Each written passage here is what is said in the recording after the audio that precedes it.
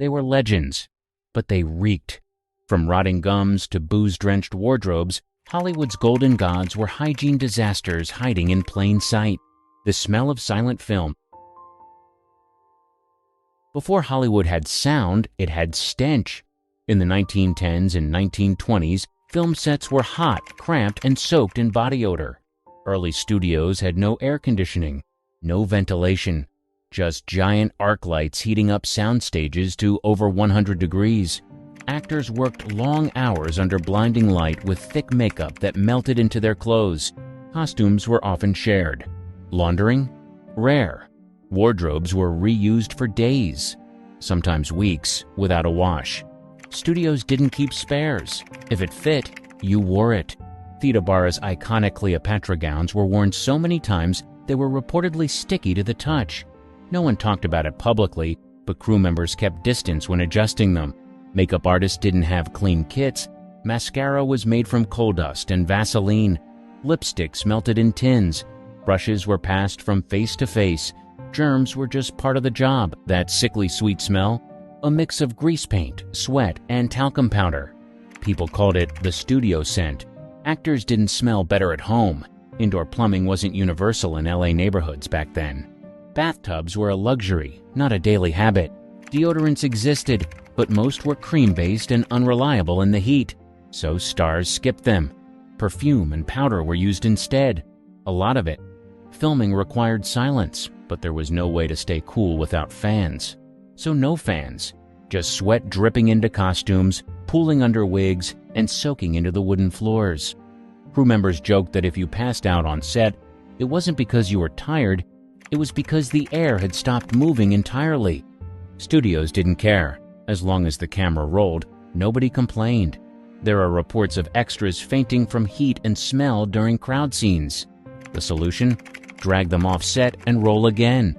Back then, movies were magic. Stars looked perfect. But off camera, things were far from clean.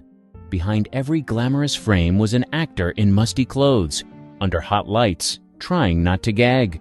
Hollywood didn't just have a golden age, it had a very grimy start.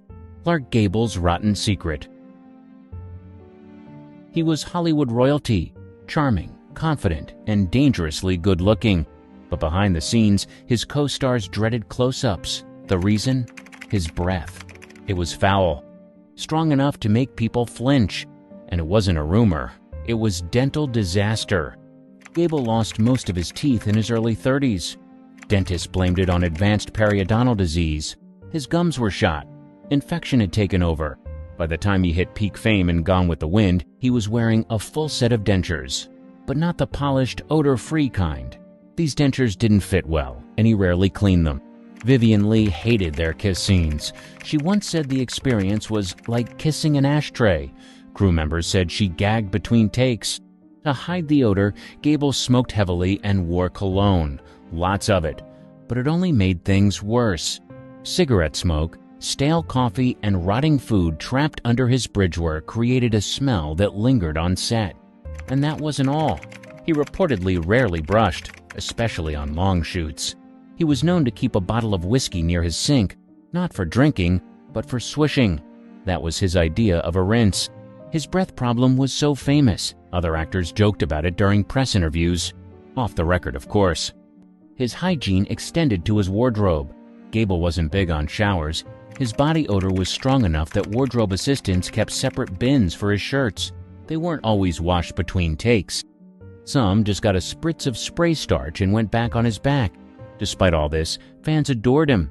His looks, his voice, his screen presence, it all overshadowed the fact that his mouth was basically a health hazard. The studios didn't care. As long as he drew box office numbers, the rest was somebody else's problem. Marlene Dietrichs' bed stains. She dripped in diamonds, slayed in tuxedos, and mesmerized audiences with a single stare. But no one ever talks about her bed, and they should, because it was disgusting. Dietrichs' personal maid once complained her linens were soaked in powder, perfume, and sweat. She refused to change them daily. Instead, she let her silk sheets absorb layers of makeup and skin oils until they yellowed. She'd sleep in full face paint, powdered wigs, and heavy cologne. Nothing came off at night. Her bedroom in Beverly Hills became notorious, not for glamour, but for the odor.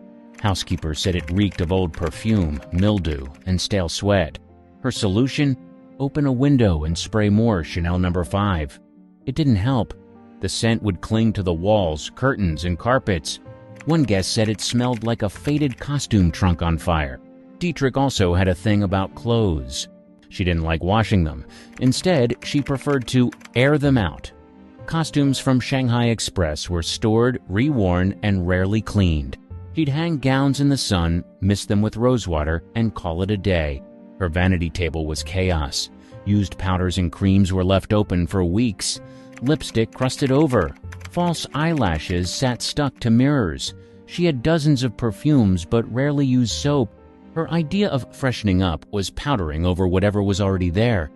And yet, she was a studio darling. Reporters never got wind of it. Photographers always caught her glowing. That glow? Half lighting tricks, half thick stage grease paint that never fully came off. Dietrich once bragged she could go a week without washing her hair and still look camera-ready. She wasn't wrong, but her wig said otherwise. Staff reportedly refused to handle them without gloves. The lace caps were greasy and smelled like old theater stages. Her image was icy and untouchable, but her personal space was pure chaos, and the deeper you got into her world, the worse it smelled. Errol Flynn's biohazard lifestyle. On-screen, he was a hero. Off-screen, he was a walking health code violation. His charm was famous, but so was his stench. Flynn had a strict rule: no underwear. Ever. He thought it was unnecessary. He also hated bathing. He once told a reporter he didn't like showers because they washed away the natural man. That natural man smell, not good. Makeup artists dreaded working with him. Before filming Captain Blood, they had to clean him, literally scrub him down. His skin was sticky. His clothes, filthy. Costumes came back from set, drenched in sweat and soaked in rum. Wardrobes stopped reusing them and started burning them. He had frequent skin infections. His doctor allegedly warned him that not showering was causing bacterial flare-ups. Flynn didn't care. He covered it all with musk-heavy cologne and rum breath. Crew members joked he smelled like a pirate who lost a fight with a swamp. There were reports he once wore the same socks for over a week. No one could stand near him during sword scenes. The wardrobe team asked to double glove when handling his shirts. One assistant claimed she passed out from the smell inside his trailer. Flynn lived hard and partied harder. He'd often show up to set unwashed from the night before, still wearing the same clothes. No one wanted to sit near him during read-throughs. He'd reek of cigarettes, sweat, and whatever he'd spilled on himself that morning. Even studio execs knew about it. One insider said Warner Brothers added a Flynn fee to some production budgets. Extra pay for anyone working directly with him for more than 2 weeks. That included makeup artists, stunt doubles, and costumers. Flynn never apologized for any of it. He leaned into the filth. Fans adored him, and the studios kept cashing in. But off-camera, most people gave him 6 feet of space, and not because of the cameras. Katharine Hepburn's soap aversion. She looked crisp, sharp, and tailored on screen. Off-screen, she was a different story. Hepburn hated fuss. That included makeup, perfume, and soap. Especially soap. She didn't like deodorant either, said it felt unnatural. Instead, she dabbed on rubbing alcohol and called it done. Co-stars quietly complained about the scent. It wasn't foul, it was sharp. A mix of sweat, old fabric, and whatever she wiped herself down with that day. Baths weren't daily. She preferred sponge baths with vinegar, sometimes lemon juice. Full showers? Rare. She claimed they dried out her skin. Friends said her bathrooms always had a sour smell from the mix of vinegar and damp towels. Towels, by the way, she reused. A lot. Her clothes followed the same pattern. Hepburn was famous for her trousers, but she didn't wash them often. She'd wear the same slacks all week. If they got stained, she brushed them off. If they smelled, she hung them in the sun. She had a small wardrobe on purpose. She believed in keeping things simple. That included laundry. Hair care wasn't a priority either. Hepburn thought shampooing more than once a week was unnecessary. She combed through with water or baking soda.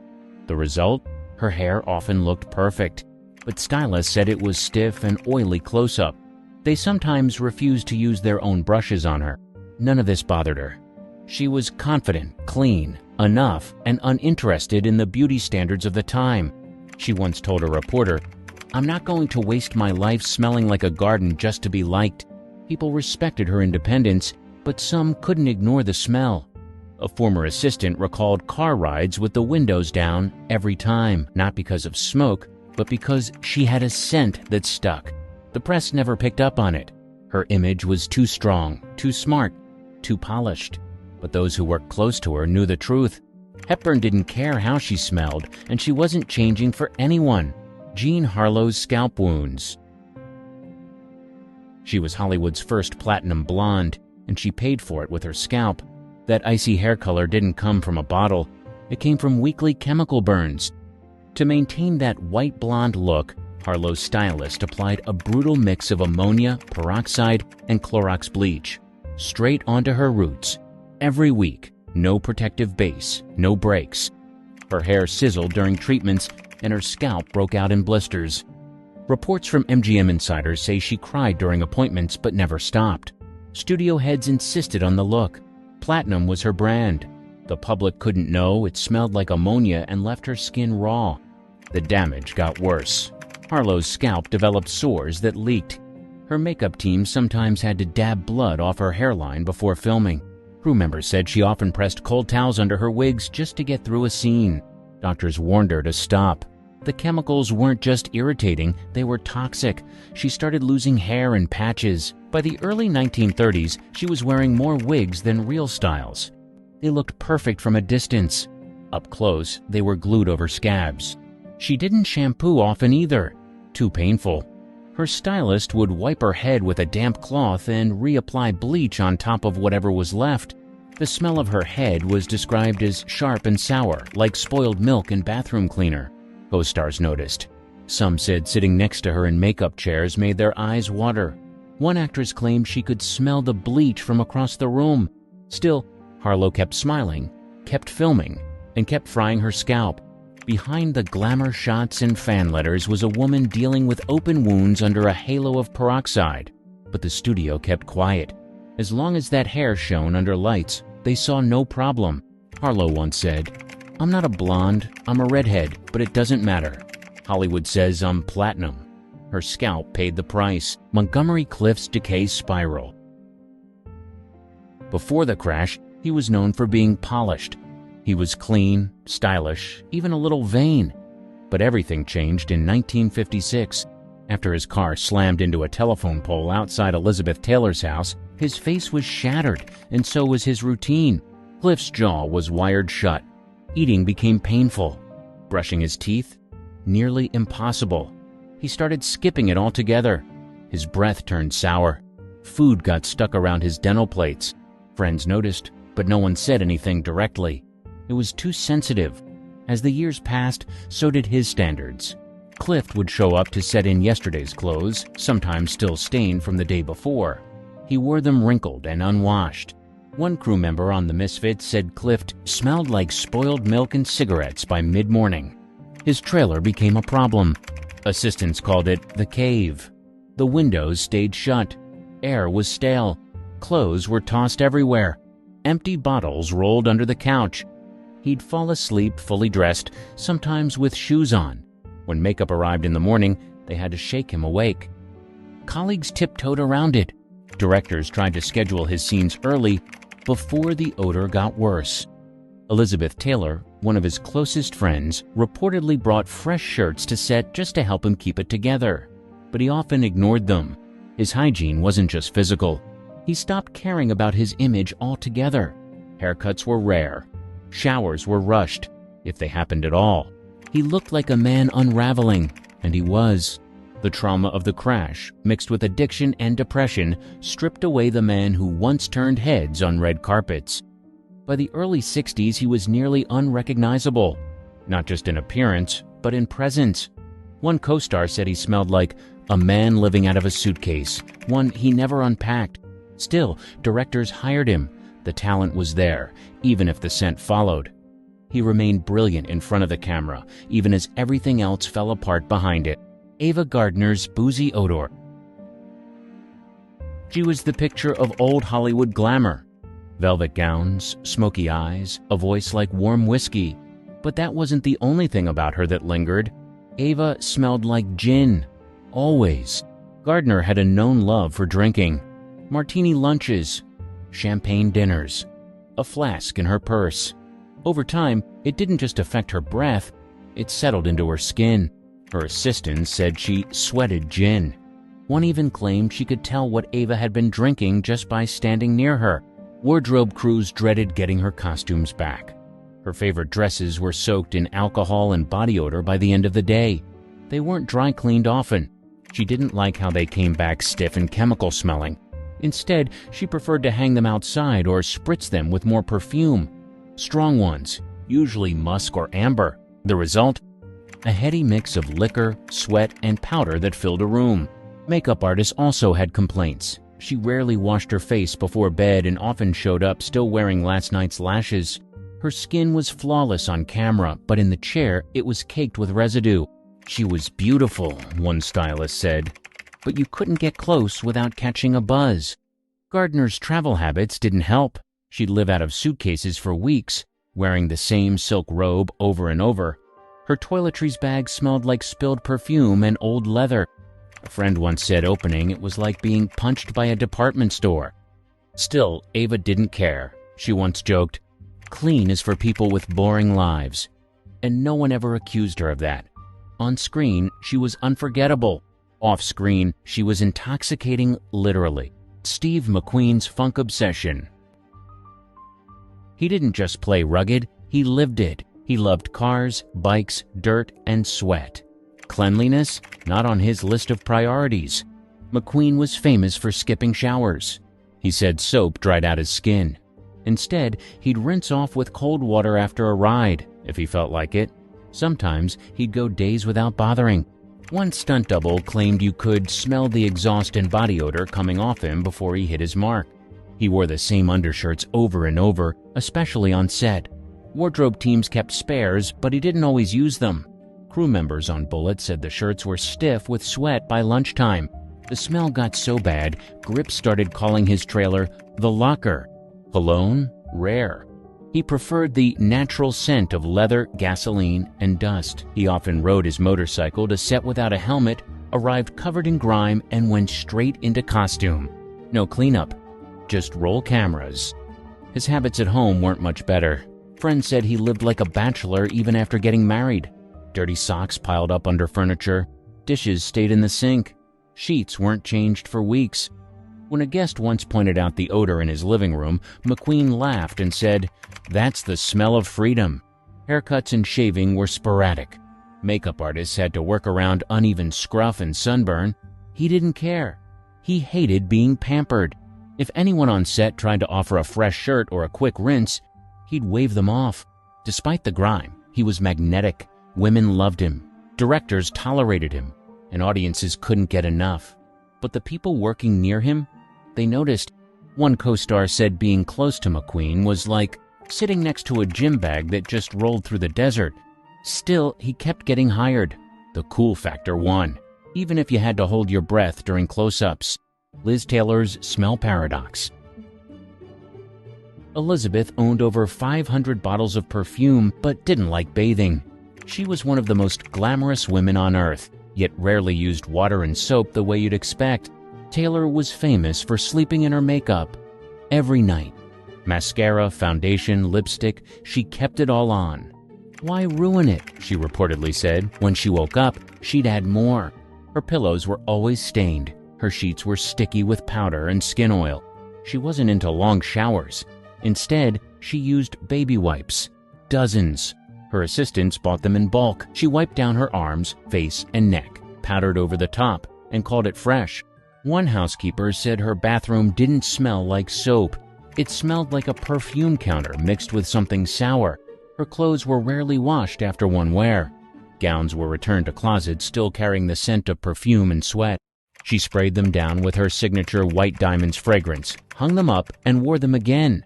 The scent was so strong you could smell her coming down the hall, and not in a subtle way. Assistants learned to avoid touching anything in her bedroom without gloves. Makeup brushes sat caked with foundation. Hair rollers were oily. Towels were reused to the point of stiffness. Her vanity mirror was always fogged with powder residue. Despite all this, Taylor remained an icon. The diamonds, the voice, the presence, it all worked. But crew members whispered about the contrast. One stylist joked, "She looked like heaven, but her trailer smelled like a warm purse."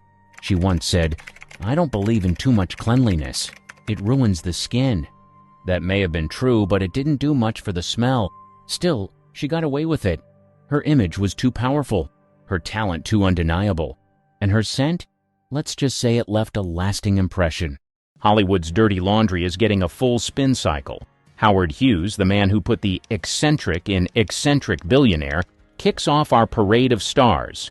This aviation mogul turned Hollywood hotshot was a real-life Tony Stark, minus the cool suit, plus a whole lot of crazy. In the roaring 20s, Hughes burst onto the scene faster than the arrival of talkies. Making movies wasn't enough for him. He had to conquer the skies, too. Hughes set aviation records that had the whole nation cheering. While he was flying high in public, his private life was spiraling out of control. His descent into madness was just beginning. By the 50s, Howard was deeper in the loony bin than Alice in Wonderland. His severe OCD turned him into a recluse. He hoarded his own pee and wore tissue boxes as shoes. Talk about a fashion statement. This eccentric billionaire was once Tinseltown's most eligible bachelor. He dated more Hollywood starlets than there are stars on the Walk of Fame.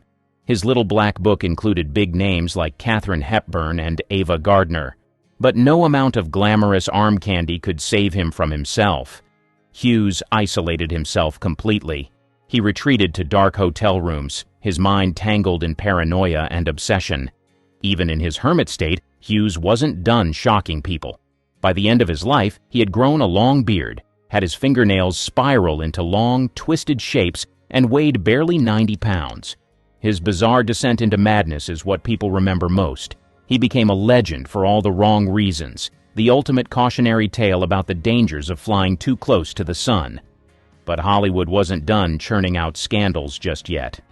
Enter Fatty Arbuckle, a comedic giant whose career was shattered by a scandal that rocked Tinseltown.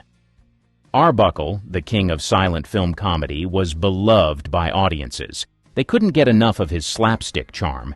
But in 1921, his reputation came crashing down. He was accused of raping and murdering actress Virginia Rapp during one of his infamous parties. The media frenzy that followed painted Arbuckle as Hollywood's biggest villain before the trial even began.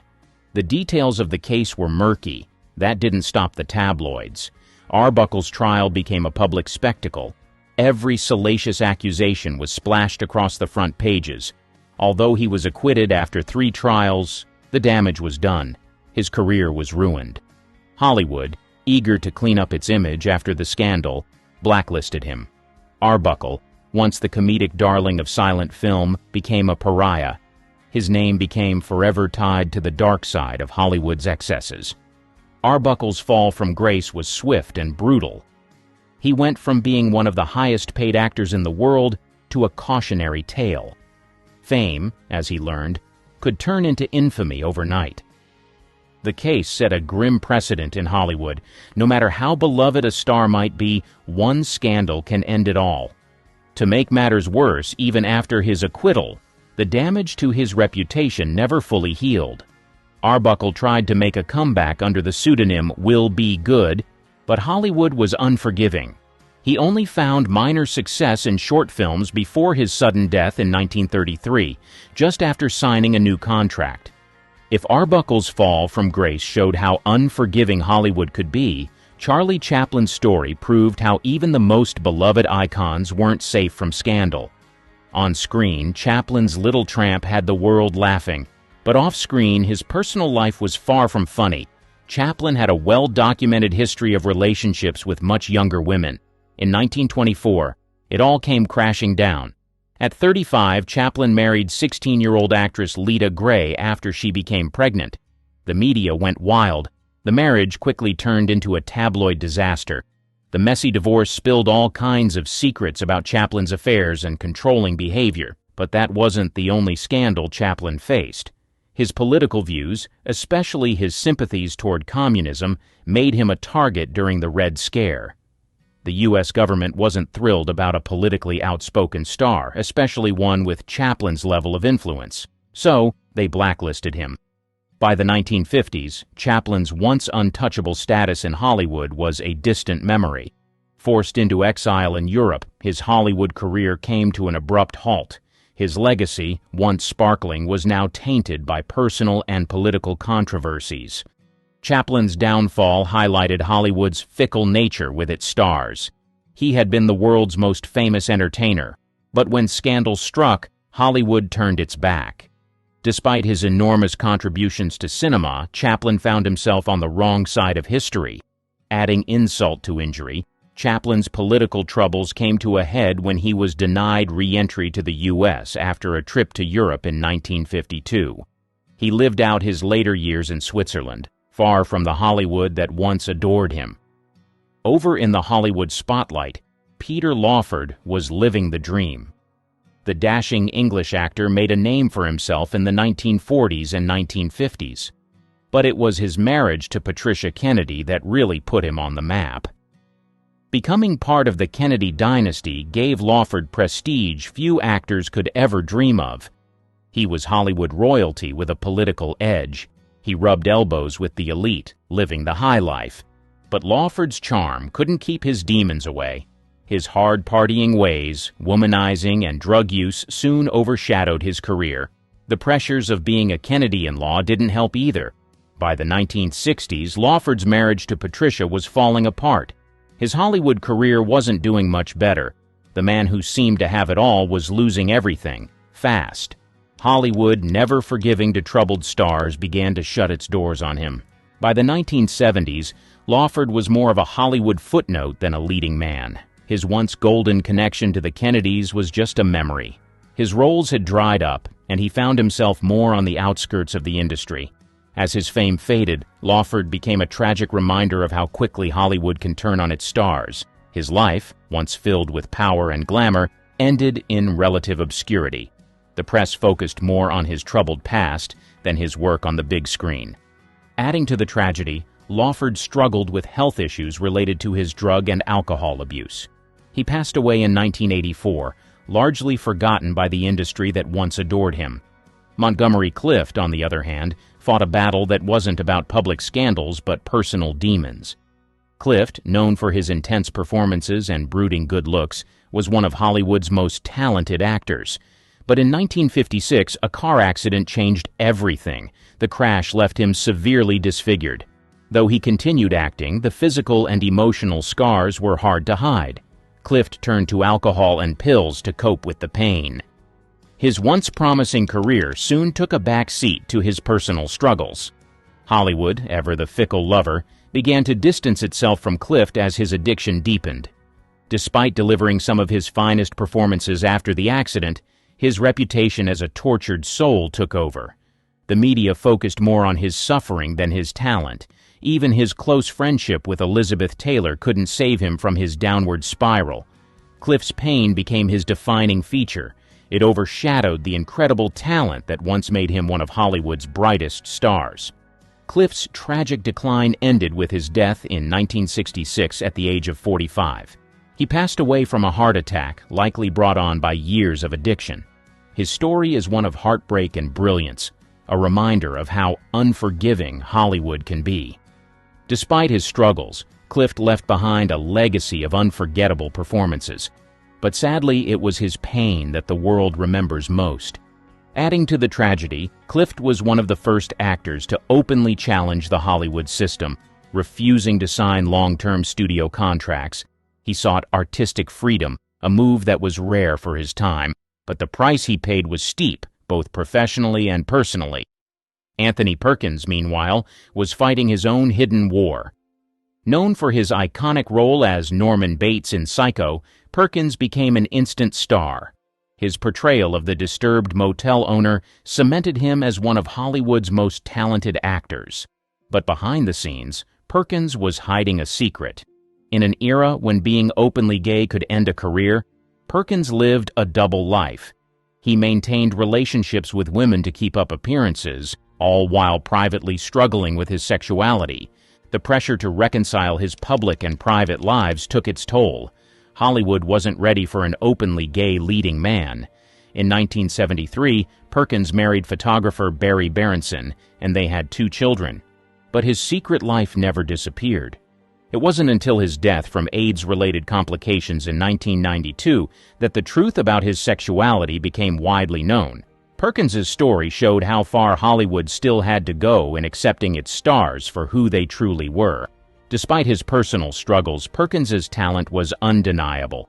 His performances, especially in Psycho, remain iconic, but the pressure to conform to Hollywood's heteronormative expectations cast a shadow over his career. Behind the fame, Perkins was another actor struggling to be accepted in an industry that demanded perfection.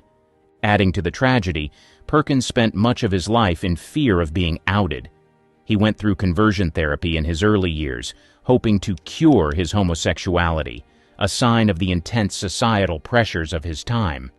Even as his fame grew, he never felt fully free to be himself. Hollywood's ideals of masculinity weren't limited to Perkins's struggles. Rock Hudson stood as the ultimate symbol of Tinseltown's perfect leading man. Tall, handsome, and charming, Hudson embodied 1950s masculinity. He was everything Hollywood wanted in a leading man. But like Perkins, Hudson was hiding a secret. He was gay. In an industry that demanded its leading men be paragons of heterosexuality, Hudson went to great lengths to keep his private life hidden. He even married his agent's secretary to maintain the facade. Hudson's secret stayed intact until the 1980s. Then he became the first major celebrity to die of AIDS. His death shocked the world and brought much-needed attention to the AIDS epidemic. It also shattered the carefully crafted image he had maintained for decades. The man who had embodied the all-American heartthrob was revealed to be someone Hollywood had never truly known. Hudson's death changed the conversation around AIDS and homosexuality in Hollywood. It also highlighted the immense pressure stars faced to keep their true selves hidden. Hudson's name is a complicated one. He was a trailblazer, though unwillingly, in breaking down the stigma around AIDS. But he lived most of his life in fear of being discovered. His death, more than his life, changed Hollywood forever. Adding to the tragedy, Hudson's diagnosis was kept a secret for as long as possible. He continued to appear in public even as his health declined, with the media speculating but never confirming. His close friends, including Doris Day, stood by him in his final days. But the truth about his illness and sexuality wasn't fully revealed until the very end. Amid the reflection on Hudson's untold truths, Roman Polanski found himself in a scandal that would haunt him for decades. By the 1970s, Polanski was one of Hollywood's most celebrated directors. He had delivered hits like Rosemary's Baby and Chinatown. But in 1977, his world came crashing down. He was charged with unlawful sexual conduct with a 13-year-old girl. The details of the case were shocking. Polanski's defense only made things worse. Instead of facing the charges, he fled to Europe, where he has lived in exile ever since. Despite the scandal, Polanski continued making films. Hollywood seemed conflicted about how to handle his legacy. In 2003, he won an Academy Award for The Pianist. He couldn't accept it in person due to his fugitive status. Polanski's case raises one of Hollywood's eternal questions. Can you separate the art from the artist? Some in the industry still support him. Others see him as a symbol of Hollywood's long history of protecting powerful men at the expense of justice. Adding to the controversy, several attempts to extradite Polanski back to the U.S. have failed over the years. Many high-profile figures in the industry continue to defend him, citing his contributions to cinema. Others, however, view his continued success as a glaring example of Hollywood's willingness to overlook wrongdoing when it suits them. In a completely different Hollywood narrative, Robert Downey Jr. lived his wild journey right in the public eye. Downey's rise and fall is one of Hollywood's most famous redemption stories, but for a while it looked like he might never make it back. In the late 80s and early 90s, RDJ was the golden boy of young Hollywood. He was celebrated for his raw talent and effortless charm, but beneath the surface he was battling a drug addiction that threatened to destroy everything. By the late 90s, Downey's career was in shambles. Multiple arrests and rehab stints made him a tabloid regular. For years, Downey seemed like a lost cause. Hollywood didn't want to touch him. His once promising career had all but vanished. Downey was in and out of jail, with directors and studios refusing to take a chance on him. But in 2008, everything changed. Downey landed the role of Tony Stark in Iron Man. The film didn't just resurrect his career, it launched the Marvel Cinematic Universe. Downey became one of the most bankable stars in Hollywood. Downey's transformation from Hollywood outcast to box office king is nothing short of miraculous. After years of addiction and legal troubles, he rebuilt his reputation from the ground up. Iron Man was a turning point, and his success paved the way for him to take on other blockbuster roles. He became a key figure in the Marvel franchise, which grossed billions worldwide. Not everyone was riding the wave of redemption. Charlie Sheen, once a beloved Hollywood fixture, was heading straight for a very public implosion. Sheen had been a big star since the 80s, with roles in hits like Platoon and Wall Street. But by the 2000s, his off-screen antics were overshadowing his work. Known for his wild partying and heavy drug use, Sheen became infamous for his larger-than-life personality. In 2011, things took a serious turn when he was fired from 2.5 Men, the highest-paid role on TV at the time. What followed was a very public breakdown that turned Sheen into a walking punchline. Ranting about tiger blood and winning, his meltdown became an internet sensation. But it also marked the end of his Hollywood career. Sheen tried to capitalize on his newfound notoriety with a comedy tour. It was clear, though, that his days as a serious actor were over. Unlike Robert Downey Jr., Sheen's collapse didn't lead to a redemption story. It became the final chapter in a career that burned out in spectacular fashion. Sheen's flameout is one of the most infamous in Hollywood history. It's proof that in Tinseltown, you can go from the top of the world to rock bottom in the blink of an eye. His rants may have made for great tabloid fodder, but they also marked the tragic end of a once promising career.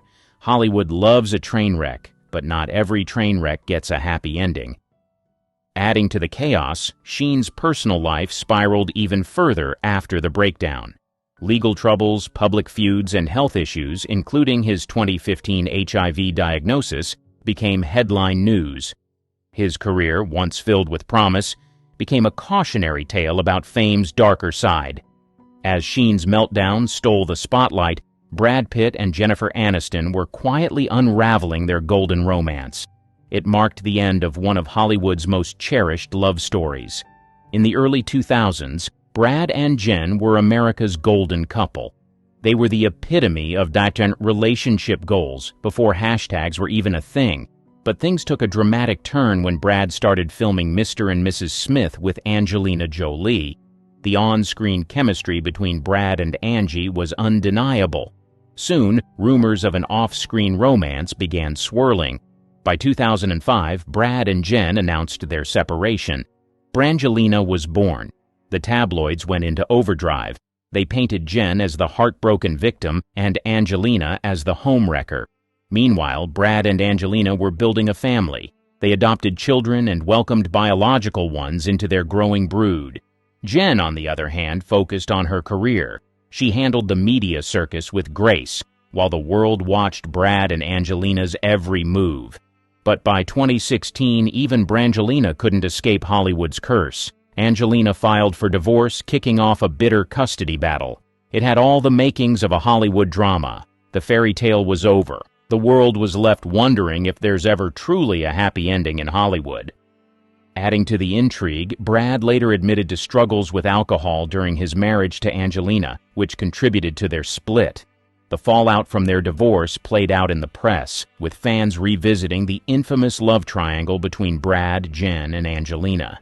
Though Jen moved on, the narrative surrounding these three remained one of Hollywood's most enduring sagas. And speaking of messy Hollywood breakups, No one did it quite like Johnny Depp and Amber Heard. Their whirlwind romance, which began on the set of The Rum Diary, seemed like a match made in Hollywood heaven. Two A-list stars, full of charm and beauty, headlining their own love story both on and off the screen. But that romantic facade crumbled quickly. By 2016, the couple was embroiled in a bitter divorce. Heard accused Depp of domestic abuse and filed for a restraining order. Depp, not one to stay silent, hit back with defamation claims, insisting he was the victim of false accusations. What once seemed like a golden relationship became a Hollywood horror show. The media couldn't get enough. Every messy detail of their relationship played out in the tabloids like a bad reality TV show. Paparazzi swarmed, leaked audio recordings, photos, and shocking courtroom claims only fueled the fire. Both Depp and Heard became tabloid fixtures, with the public eagerly taking sides. The spectacle grew so intense that it became less about who was right and more about the drama itself. Their courtroom battles were scrutinized, memified, and turned into cultural talking points. It was a front-row seat to the unraveling of two Hollywood careers in real time, and neither came out looking unscathed. But the real drama unfolded in 2022. Depp sued Heard for defamation in a televised trial that gripped the world. The courtroom became a stage for the final act of their tragic saga. Shocking testimonies, emotional outbursts, and jaw-dropping accusations stole the spotlight. Every moment was dissected by millions, turning the trial into a media circus. In the end, Depp won the defamation case, but it was a hollow victory. The damage to both stars' reputations was irreversible. What began as a Hollywood fairy tale ended as one of the most infamous breakups in the industry. As Depp and Heard were duking it out in court, Ellen DeGeneres was facing a crisis of her own. For years, Ellen had been the undisputed queen of daytime TV. She charmed audiences with her infectious positivity, generous giveaways, and famous dance. Her "Be Kind" mantra was her brand. She seemed untouchable until 2020, when cracks in her pristine facade began to show. Former employees came forward with shocking allegations. They accused the Ellen DeGeneres Show of fostering a toxic workplace. The claims painted a much darker picture of the beloved host. Suddenly, the Queen of Nice was being portrayed as the Queen of Mean. The backlash was swift and brutal. Stories of mistreatment, bullying, and discrimination surfaced. The public's perception of Ellen shifted dramatically. Ratings for her once dominant talk show plummeted. Viewers began questioning the authenticity of her kindness. Ellen issued public apologies, trying to address the accusations and save her brand. But the damage had been done. The aura of untouchability that had surrounded her for years was shattered. Hollywood watched as one of its most iconic TV figures faced a reckoning. By 2022, Ellen announced the end of her long-running show. It signaled the close of a chapter that was far more complicated than anyone could have anticipated.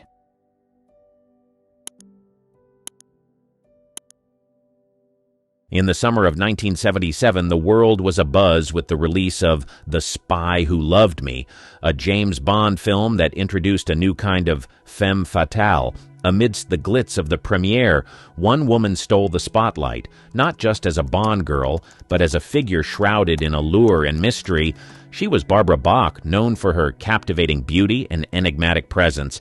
But behind this dazzling facade, there lay hidden chapters and untold stories that defied the typical Hollywood narrative.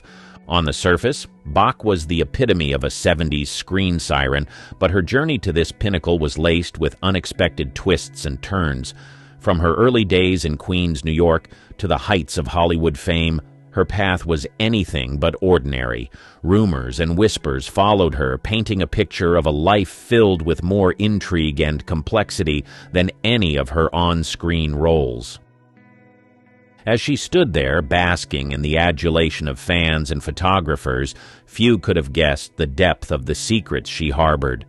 Her marriage to a rock legend, Ringo Starr, added to her mystique, making her a fixture in both the cinematic and music worlds. But what was the story behind this glamorous union? What truths lay behind the tabloid headlines and the flashing cameras? from Queens to Queen of the Screen. Barbara Bach's story begins far from the glitz of Hollywood in the diverse borough of Queens, New York. Born Barbara Goldbach on August 27, 1947, to a policeman father and a homemaker mother, her early life was a far cry from the glamour she would later embody. Growing up in a modest, middle-class family, Barbara's childhood was typical of the post-war American experience, marked by a mix of simplicity and the burgeoning dreams of a new generation. From an early age, Barbara showed an inclination towards the arts. Her striking features and natural grace made her stand out, even as a young girl. However, it wasn't just her physical beauty that set her apart. She possessed a quiet determination and a sense of ambition that was rare for women of her time. Barbara attended a local Catholic high school, where she first began to explore the possibility of a career in modeling. It was a decision that would set her on a path to stardom, though not without its challenges. After high school, Barbara's journey into the world of modeling began in earnest. She quickly made a name for herself, gracing the pages of catalogs and magazines. Her unique look, a blend of classic Hollywood glamour and a modern, relatable appeal, caught the eye of many in the industry. By the age of 16, she had already appeared in major publications, a remarkable feat for someone with no formal training or connections in the fashion world. Barbara's transition from modeling to acting was almost serendipitous. Her natural poise in front of the camera and her ability to convey emotion without words caught the attention of film producers. In the early 1970s, she made her foray into the world of cinema, a move that would forever change the trajectory of her life. Her early roles were small, yet significant, allowing her to hone her craft and learn the intricacies of acting. It was during this period that Barbara underwent a transformation, not just professionally, but personally. She married Italian businessman Count Augusto Gregorini in 1968, a union that brought her 2 children and a life that straddled both Europe and America. This marriage, though not lasting, was a crucial chapter in her life, providing her with experiences and perspectives that would shape her both as a person and as an actress. As Barbara's career progressed, her roles became more prominent, setting the stage for her breakthrough as a Bond girl. But her journey from the streets of Queens to the heart of Hollywood was more than just a tale of fame and success. It was a story of resilience, of a young woman navigating the complexities of an industry known for its fickleness and challenges. Barbara Bach's rise to fame was a testament to her talent, determination, and the unwavering belief in her own potential, qualities that would define her career and her life in the years to come. Bond Girl Breakthrough: More Than Meets the Eye.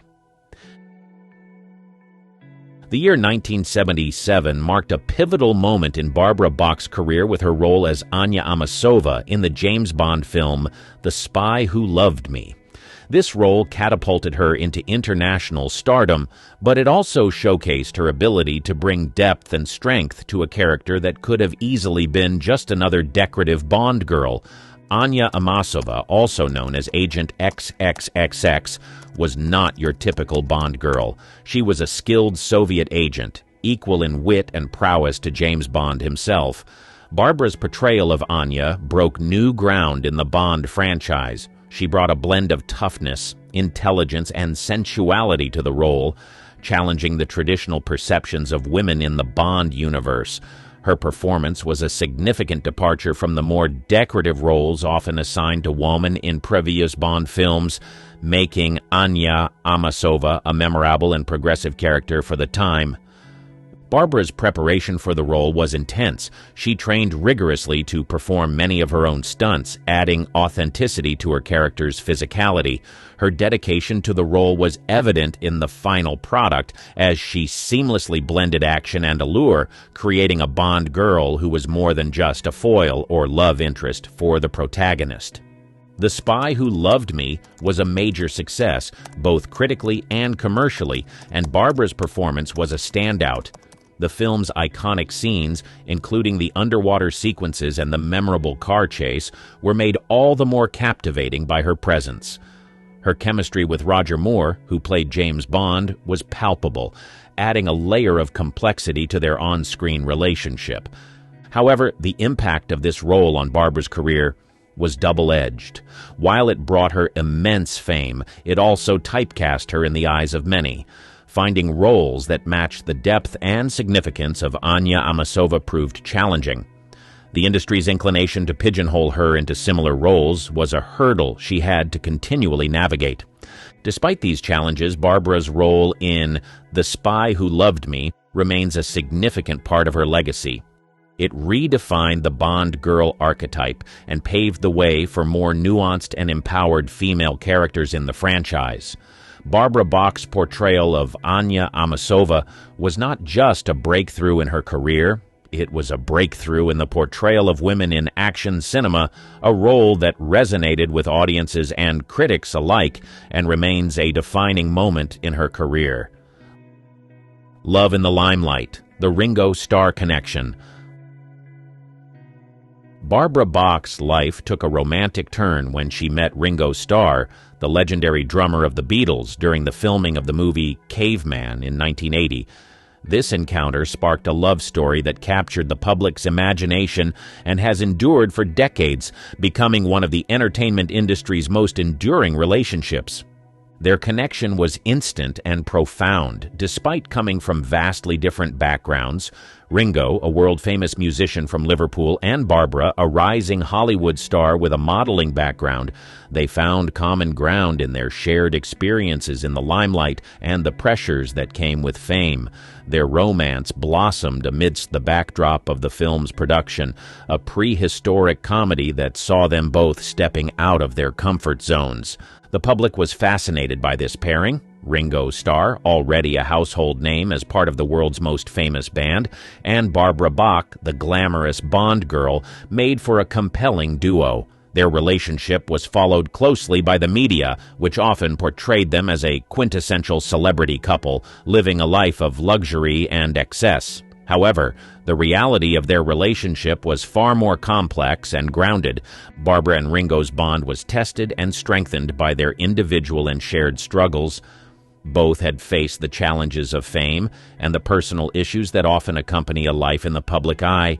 They supported each other through these trials, including Ringo's well-documented battle with alcoholism. Barbara played a significant role in his recovery, and together they embarked on a journey of sobriety that further solidified their relationship. Their marriage in 1981 was a testament to their deep connection. It was not just a union of two celebrities, but a partnership based on mutual respect, understanding, and love. They navigated the ups and downs of life together, maintaining a strong bond that has lasted for over 4 decades. Barbara's relationship with Ringo Starr added a new dimension to her public persona. She became known not just for her work in film and modeling, but also as part of a celebrity couple that has stood the test of time. Their relationship has been a source of fascination and admiration, a rare Hollywood love story that has endured far beyond the usual lifespan of celebrity romances. The story of Barbara Bach and Ringo Starr is more than just a tale of celebrity romance. It is a narrative of resilience, support, and enduring love, a reminder that even in the unpredictable world of fame, genuine connections and lasting relationships are possible. Their journey together continues to captivate and inspire, a testament to the power of love in the face of the ever-changing tides of fame and fortune. The mystery of the missing screen siren. After her rise to fame and her high-profile marriage, Barbara Bach's presence in the Hollywood scene began to wane, leading many to wonder about the sudden retreat of this once ubiquitous screen siren. Her gradual disappearance from the public eye in the late 1980s and 1990s was a source of curiosity and speculation. Following her success in The Spy Who Loved Me and a string of other films, Barbara's acting career slowed down. This shift was not due to a lack of talent or opportunities, but rather a conscious choice. She began to prioritize her personal life over her career, focusing on her family and her marriage to Ringo Starr. This decision was a stark contrast to the typical Hollywood narrative, where careers often take precedence over personal life. Barbara's retreat from the limelight was also influenced by her desire for a more normal life, away from the constant scrutiny and pressure of fame. She and Ringo sought a quieter existence, one that allowed them to focus on their relationship and personal growth. This period saw Barbara stepping away from acting and public appearances, choosing instead to live a life away from the cameras. The lack of public information and her absence from the entertainment industry fueled rumors and speculation. Some speculated about possible career troubles or personal issues, while others wondered if she had left the industry for good. However, the truth was far less sensational. Barbara was simply taking a step back to focus on what mattered most to her, her family and personal well-being. During this time, Barbara also explored other interests and passions. She became involved in various charitable endeavors, particularly those related to addiction recovery and mental health, drawing on her and Ringo's experiences. This work, though less publicized, was a significant part of her life during this period. The mystery of Barbara Bach's retreat from Hollywood is not a tale of downfall or disappearance, but a story of choice and prioritization. It reflects a decision to value personal fulfillment over public acclaim, a choice that is both rare and commendable in the celebrity world. Barbara's life during this period may have been less visible to the public, but it was no less meaningful or impactful, marked by personal growth, family, and a commitment to causes close to her heart. Rumors and realities. The untold stories. Barbara Bach's withdrawal from the public eye led to a proliferation of rumors and conjecture about her life and career.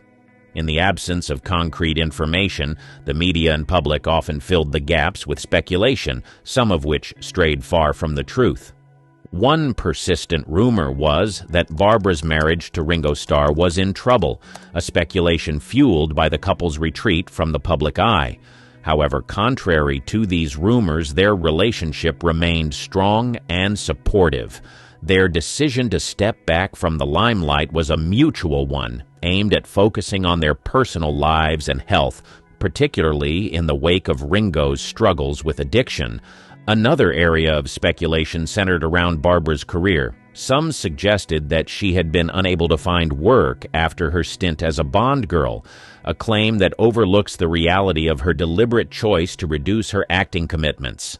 Barbara had opportunities to continue her career in film, but chose to prioritize other aspects of her life.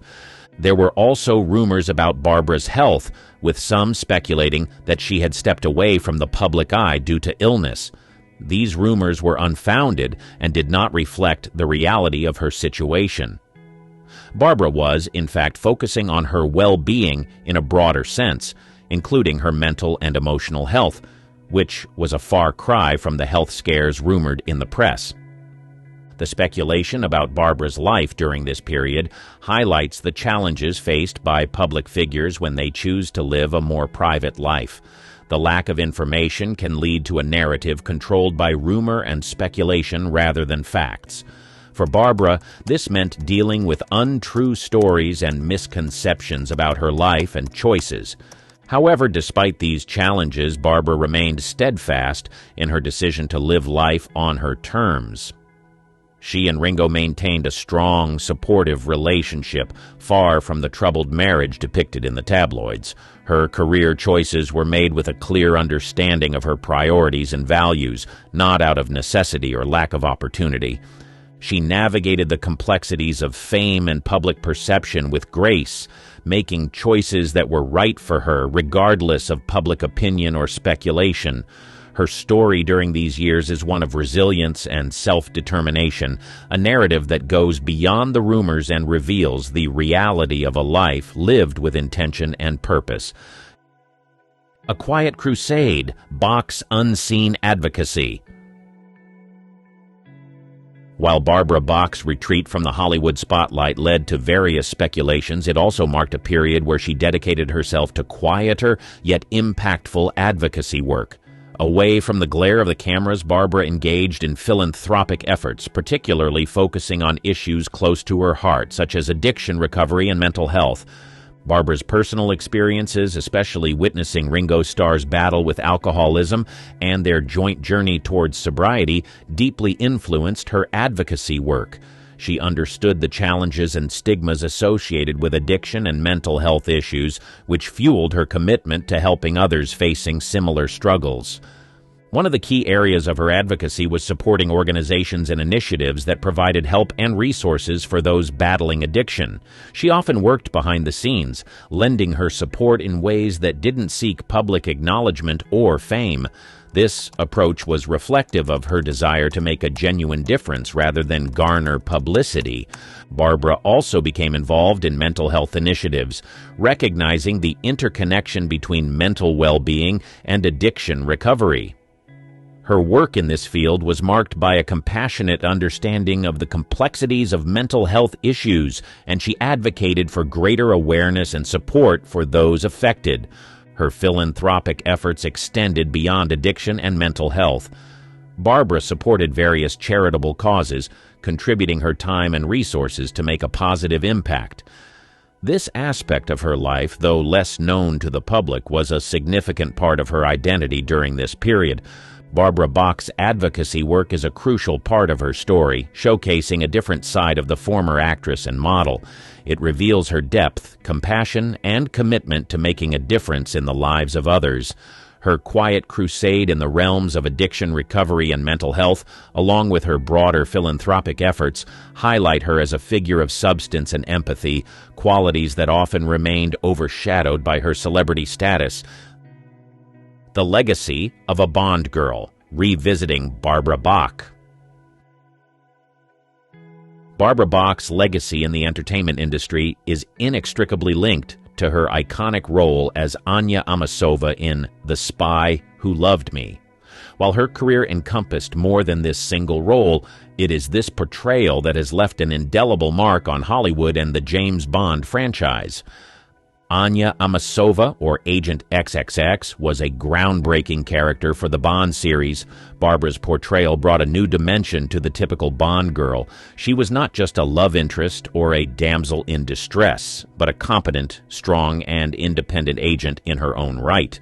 This role challenged the traditional narrative and paved the way for more complex and empowered female characters in future Bond films. Barbara's performance as Anya Amasova was both celebrated and critiqued at the time. While some praised her for bringing depth and strength to the character, others were critical of the Bond girl archetype itself, viewing it as a symbol of the objectification of women in cinema.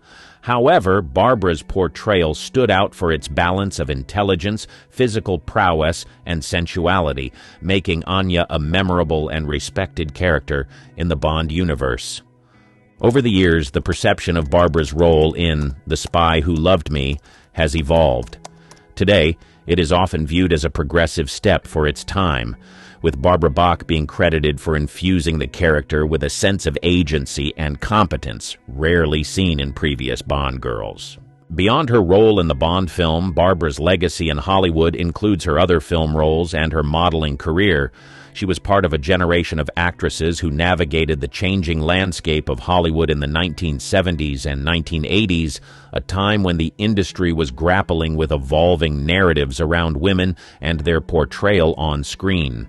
In retrospect, Barbara Bach's impact on the film industry extends beyond her on-screen appearances. Her decision to step away from the limelight and focus on her personal life and advocacy work speaks to a broader narrative about the choices and challenges faced by women in Hollywood. It highlights the often difficult balance between professional success and personal fulfillment. Where is Barbara now? Unveiling the present. The question of where is Barbara Bach now resonates with those who remember her as the glamorous Bond girl and the actress who graced the silver screen with her presence. In recent years, Barbara has maintained a low profile, leading many to wonder about her current life and activities. Today, Barbara Bach is far from the Hollywood spotlight, living a life that prioritizes personal fulfillment over public visibility. She continues to share her life with Ringo Starr, with their marriage being one of the longest-lasting unions in the entertainment industry. Their relationship, which began amidst the glitz of Hollywood, has evolved into a deep and enduring partnership. Barbara's current life is characterized by a focus on family, personal well-being, and continued involvement in philanthropic causes. She remains dedicated to her advocacy work, particularly in the areas of addiction, recovery, and mental health, drawing on her and Ringo's personal experiences to contribute positively to these causes. While she has stepped away from acting, Barbara's influence and legacy in the film industry remain significant. Her portrayal of Anya Amasova in The Spy Who Loved Me continues to be celebrated as a pivotal moment in the evolution of female characters in the James Bond series and in Hollywood at large.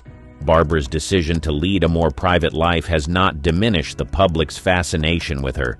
She occasionally makes appearances at events, often related to her philanthropic work or supporting Ringo in his musical endeavors. These rare public appearances are a reminder of her enduring presence and the interest she still commands. In many ways, Barbara Bach's current life is a testament to her ability to navigate the complexities of fame and personal choice. She has successfully balanced her public persona with a private life that is rich in personal relationships and meaningful work. Her journey from a celebrated actress to a dedicated advocate and private individual offers a unique narrative about the choices and paths available to those in the public eye. In the annals of American history, few figures have captivated the public imagination quite like John F. Kennedy. His presidency, often referred to as Camelot, was marked by an aura of glamour and charisma that extended far beyond the political arena. But beneath the surface of this glittering facade lay a complex and often controversial aspect of Kennedy's life, his numerous affairs. From Hollywood starlets to White House staff, the list of Kennedy's rumored and confirmed liaisons reads like a who's who of the 20th century's most influential and enigmatic women. This exploration isn't just a salacious recounting of a powerful man's indiscretions, it's a journey into the heart of a different era, a time when the lines between power, passion, and politics were often blurred. Kennedy's affairs were more than just tabloid fodder. They were reflective of the man himself, complex, charismatic, and perpetually shrouded in mystery. Today, we'll try to understand the man behind the myth and the women who shared in the secretive side of his life. Each affair, whether fleeting or profound, tells a story not just about Kennedy, but about the era he lived in, an era where power and romance danced a delicate, often dangerous tango. Early romantic connections. Before ascending to the heights of American politics, John F. Kennedy was a young man with a burgeoning appetite for romantic adventures. His early romantic connections, often overshadowed by his later, more high-profile affairs, provide a fascinating glimpse into the formative years of a man who would later become one of the most charismatic leaders of the 20th century.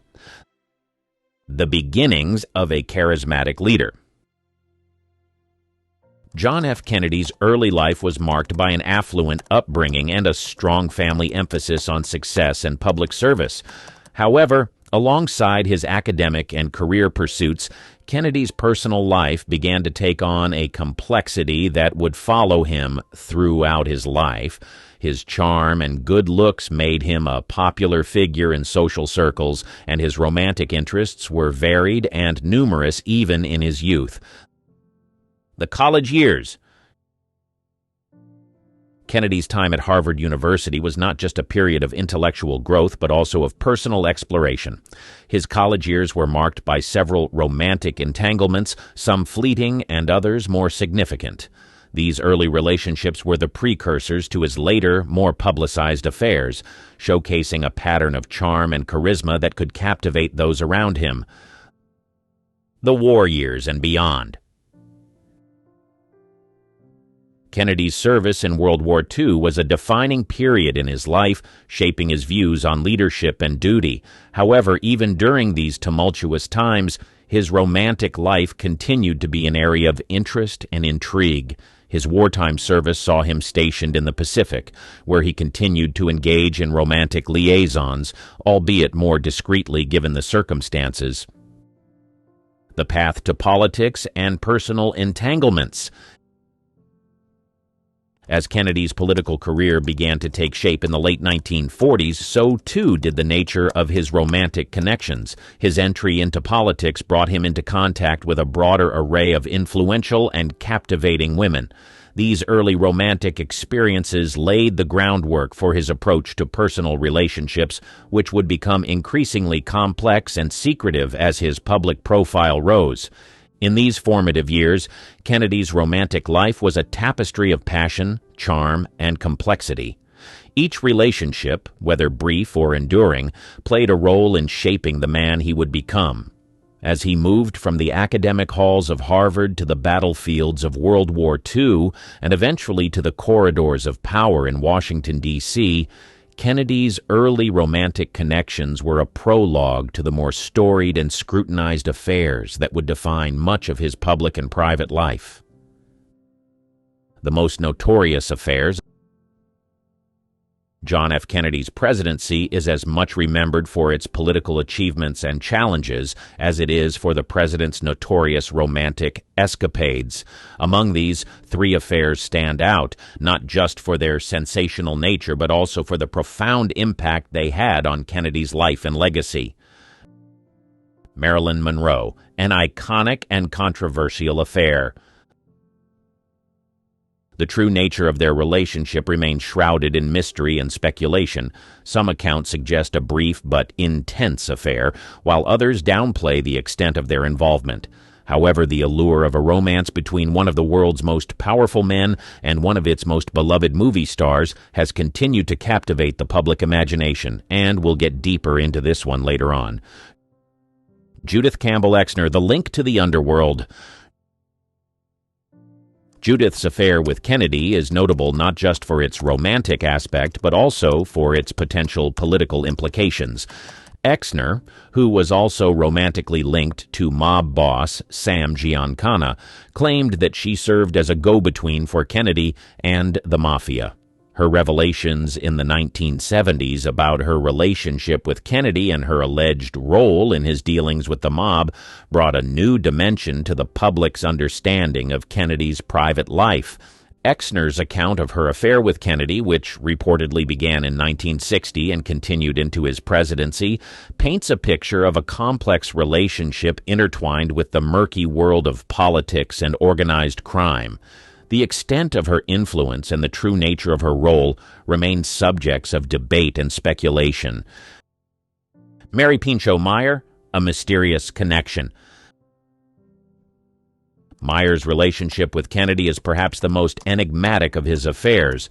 Meyer, a socialite and painter, was a close friend of the Kennedy family and is believed to have had a romantic relationship with the president. Her murder in 1964, less than a year after Kennedy's assassination, added a layer of intrigue and conspiracy theories to their alleged affair. Meyer's connection to Kennedy has been the subject of much speculation, with some suggesting that she influenced his views on world peace and even experimented with psychedelic drugs with him. The mystery surrounding her death, which remains unsolved, has only added to the intrigue surrounding her relationship with Kennedy. These affairs, each unique in its context and implications, paint a complex portrait of John F. Kennedy's romantic life. They reveal a man who was not only a charismatic leader, but also someone who sought connection, sometimes in the most unlikely and controversial of places. From the glamour of Hollywood to the shadows of the underworld, Kennedy's most notorious affairs continue to fascinate and provoke debate, offering a glimpse into the private life of a public figure who remains an enigma decades after his death. Affairs with prominent figures. John F. Kennedy's romantic entanglements were not limited to Hollywood stars and mysterious socialites. They also extended to women who were prominent figures in their own right. These relationships, though less sensationalized than his affair with Marilyn Monroe, were significant in their own ways, offering a glimpse into the complex web of personal and political connections that defined Kennedy's life. Inga Arvad, the journalist and alleged Nazi spy. Arvad, a Danish journalist, was one of Kennedy's early romantic interests. Their relationship began in the early 1940s when Kennedy was a young naval officer. Arvad, a former beauty queen, had interviewed Adolf Hitler and was rumored to have been romantically involved with him, which led to suspicions about her during World War II. The FBI, under J. Edgar Hoover, closely monitored Arvad and Kennedy's relationship, fearing she might be a Nazi spy. The affair with Arvad was significant not only for its romantic aspect, but also for the political implications it carried. Kennedy's father, Joseph P. Kennedy, was reportedly concerned about the impact of this relationship on his son's future political career.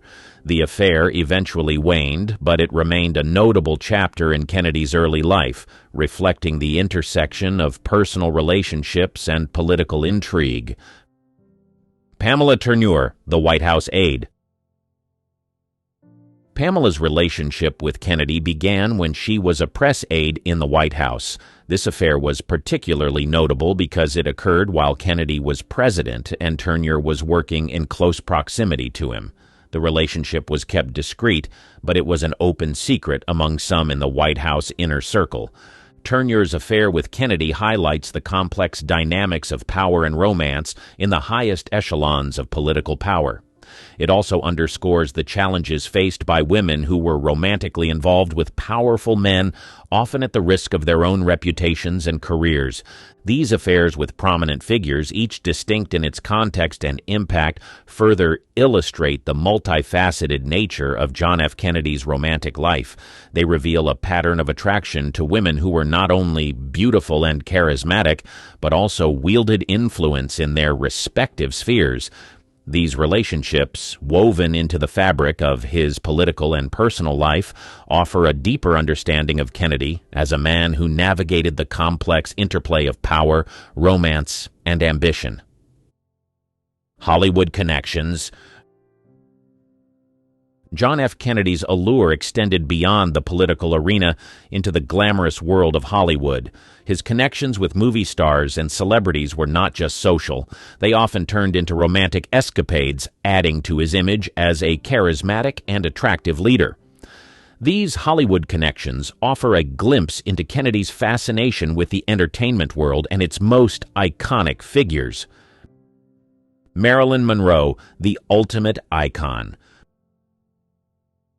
Monroe's alleged affair with Kennedy is perhaps the most famous of all. Monroe, a symbol of beauty and sensuality, reportedly had a brief but intense relationship with the president. Their rumored affair has been the subject of endless speculation and has become a part of the Kennedy mythos. The most iconic moment linking them was Monroe's sultry rendition of Happy Birthday at Madison Square Garden in 1962, which fueled rumors about the nature of their relationship. While the true extent of their affair remains a mystery, it has become an enduring part of both Monroe's and Kennedy's legacies. The relationship between Marilyn Monroe and John F. Kennedy, though brief and shrouded in secrecy, remains one of the most intriguing and discussed aspects of their lives. It was a connection that wove together the allure of Hollywood with the charisma of the White House, creating a narrative rich in speculation and allure. Marilyn Monroe, the symbol of Hollywood glamour, known for her beauty and vulnerability, first encountered John F. Kennedy, the ambitious and charismatic politician, in the late 1950s. Their initial interactions were part of the social swirl where Hollywood and Washington elites often intersected. However, it was their shared understanding of life under the public eye and their undeniable charisma that drew them closer. The peak of their relationship is often pinpointed to the early 1960s, coinciding with Kennedy's presidency. Monroe, a leading Hollywood figure, and Kennedy, the president, found in each other a mutual fascination. Their encounters, discreet and carefully managed, were nonetheless charged with an intensity that both seemed to understand and appreciate. One of the most public and iconic moments of their relationship was Monroe's performance at Madison Square Garden on May 19, 1962, for Kennedy's birthday celebration. Her sultry rendition of Happy Birthday, Mr. President was not just a performance but a public display of their hidden yet palpable connection. This moment became emblematic of their relationship, symbolizing the blend of power, vulnerability, and glamour that defined their interactions. The emotional dynamics of their relationship were complex. Monroe, often perceived as a vulnerable figure, reportedly found in Kennedy someone who understood the pressures of fame. Kennedy, captivated by Monroe's charm, navigated the relationship with caution, aware of the political risks. This secrecy often left Monroe feeling isolated, highlighting the imbalance in their connection. The end of their relationship is as enigmatic as its beginning, believed to have dwindled as Kennedy became more cautious about his public image.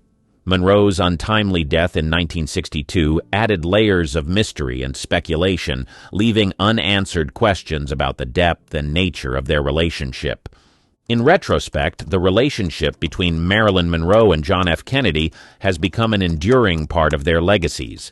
It represents a moment where the worlds of politics and Hollywood intersected in a deeply personal and complex manner. For Monroe, it was perhaps a pursuit of understanding and acceptance. For Kennedy, an encounter with one of the most iconic figures of the era. Their story, though brief and fraught with complexities, remains a captivating chapter in the narrative of two of the 20th century's most significant figures. Angie Dickinson, A Starlet's Tale. Dickinson, a prominent actress known for her striking presence and strong characters, shared a brief but notable connection with John F. Kennedy. Their relationship, though less publicized than some of Kennedy's other liaisons, was marked by mutual admiration and a shared zest for life. Dickinson, rising to fame in the late 1950s and early 1960s, first crossed paths with Kennedy before his presidency. Kennedy, then a senator, was known for his charm and wit, qualities that resonated with Dickinson, who was carving her own path in Hollywood. Their initial meetings were casual, often occurring at social events where the elite of politics and Hollywood mingled. As their paths intersected more frequently, a rapport developed between them. Dickinson, admired for her intelligence and independence, found in Kennedy a man who was not only charismatic but also intellectually engaging. Kennedy, on his part, was drawn to Dickinson's vivacious personality and a rising star in Hollywood. Their relationship, while discreet, was characterized by a playful and flirtatious undertone. They shared conversations that spanned from politics to cinema, revealing a mutual respect for each other's accomplishments and ambitions. However, the nature of their relationship remained largely private, with both parties understanding the implications of a public liaison. One of the key aspects of their connection was their ability to maintain a friendship amidst the complexities of their respective lives. Dickinson, aware of Kennedy's high-profile life and the scrutiny it attracted, navigated their interactions with a level of discretion that was both necessary and respectful. The end of their relationship was as discreet as its progression. As Kennedy's political career escalated, their encounters became less frequent. Dickinson continued her ascent in Hollywood, establishing herself as a respected actress. Their relationship, though not as widely discussed or sensationalized as some of Kennedy's other relationships, was a testament to a shared understanding and a mutual admiration between two charismatic individuals. Jean Tierney, The Forgotten Affair. She was a leading actress of the 1940s and 1950s and had a lesser-known but significant connection with Kennedy. Their relationship began when Kennedy was a young senator. Tierney, known for her striking beauty and depth of character in roles, found in Kennedy a man who was both intellectually stimulating and charismatic. Their affair was a discreet one, with both parties understanding the need for secrecy given their public profiles. Tierney, who had her own share of personal struggles, reportedly found solace in Kennedy's company, and their relationship was one of mutual respect and understanding. Other Hollywood encounters. Kennedy's Hollywood connections were not limited to these two starlets. He was known to have had interactions with several other actresses and celebrities. These encounters, whether platonic or romantic, highlighted Kennedy's fascination with the entertainment industry and its luminaries. The president's Hollywood connections were a testament to his magnetic personality and his appeal to the cultural icons of the era. They also revealed a side of Kennedy that was in stark contrast to his public image as a family man and a political leader. His Hollywood affairs, shrouded in glamour and secrecy, added to the mystique of a president who was as enigmatic as he was charismatic. Kennedy's relationships with Hollywood stars were more than just tabloid fodder. They were reflective of a time when politics and entertainment began to intersect in new and intriguing ways. These connections, with their blend of power, allure, and celebrity, continue to fascinate and captivate the public imagination, offering a window into the complex and multifaceted life of one of America's most iconic presidents. International flings. John F. Kennedy's charm and charisma were not confined to the United States. They reached across oceans, leading to rumored romantic escapades with various international figures. These alleged affairs not only highlight Kennedy's global appeal, but also reflect the intricate interplay of politics, power, and personal relationships on the world stage. Gunilla von Post, a Swedish connection. One of Kennedy's most notable international affairs was with Gunilla von Post, a Swedish aristocrat. Their relationship reportedly began before Kennedy's marriage to Jacqueline Bouvier and continued for a brief period afterward. Von Post's memoir, Love, Jack, details their romance, describing it as a passionate and intense liaison that was ultimately curtailed by Kennedy's political ambitions and marriage. This affair with von Post offers a glimpse into Kennedy's life before he became a prominent political figure. It also shows the personal sacrifices and decisions he had to make as he ascended the political ladder. Christina Onassis, the Greek shipping heiress. Another intriguing international connection was with Christina Onassis, the daughter of the Greek shipping magnate Aristotle Onassis. While the details of their relationship are not as well documented, it is rumored that Kennedy and Onassis had a brief encounter. This connection is particularly notable given Aristotle Onassis's later marriage to Jacqueline Kennedy after JFK's assassination. The rumored affair with Christina Onassis, whether substantiated or not, adds another layer to the complex web of relationships surrounding the Kennedy family. It intertwines the worlds of politics, business, and international high society. Other international encounters. Kennedy's appeal extended to various other international figures, including actresses, socialites, and members of the aristocracy. These relationships, whether confirmed or speculative, demonstrate Kennedy's global allure and his ability to engage with a diverse range of individuals from different cultural and social backgrounds. These international flings, whether fleeting or profound, were more than just romantic escapades. They were reflective of Kennedy's global perspective and his interest in international affairs. They also highlight the era's fascination with American politics and the allure of its charismatic leaders. Kennedy's international affairs, much like his domestic ones, continue to be a subject of fascination and speculation. They paint a picture of a president who was not only a political figure, but also a man of the world, whose personal life was as global in its reach as his political influence. Lesser-known affairs. While John F. Kennedy's high-profile affairs have captured public attention, there were numerous lesser-known liaisons that also played a significant role in shaping the narrative of his personal life. These relationships, often overshadowed by his more famous entanglements, provide a deeper understanding of Kennedy's complex character and his interactions with women. In the complexity of John F. Kennedy's personal life, several lesser-known affairs also weave their threads, each adding a unique hue to the portrait of his complex relationships. These hidden liaisons, though less sensationalized, offer a deeper insight into Kennedy's character and his discreet interactions. Anne Gwynn, the unseen companion.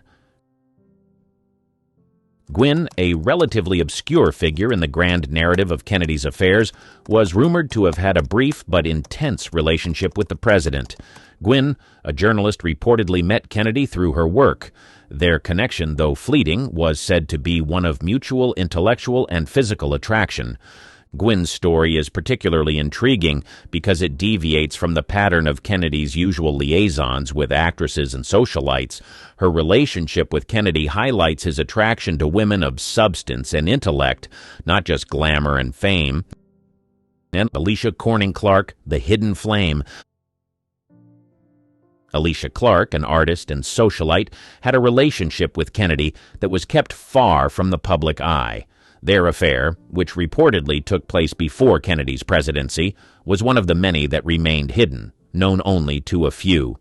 Clark's affair with Kennedy adds another dimension to his romantic life, showing his connections with women from varied backgrounds and social standings. Her story, largely untold, is a reminder of the many private chapters in Kennedy's life that played out behind the scenes. Carole Lombard was a Hollywood icon, adored for her beauty and talent, but her life ended tragically in a plane crash that shocked the world. But what really happened on that fateful flight? And why was she on that flight, risking everything? Early stardom. She was born Jane Alice Peters on October 6, 1908, in Fort Wayne, Indiana. The youngest of 3 children, she moved to Los Angeles with her mother after her parents separated in 1916. Her entry into Hollywood came early.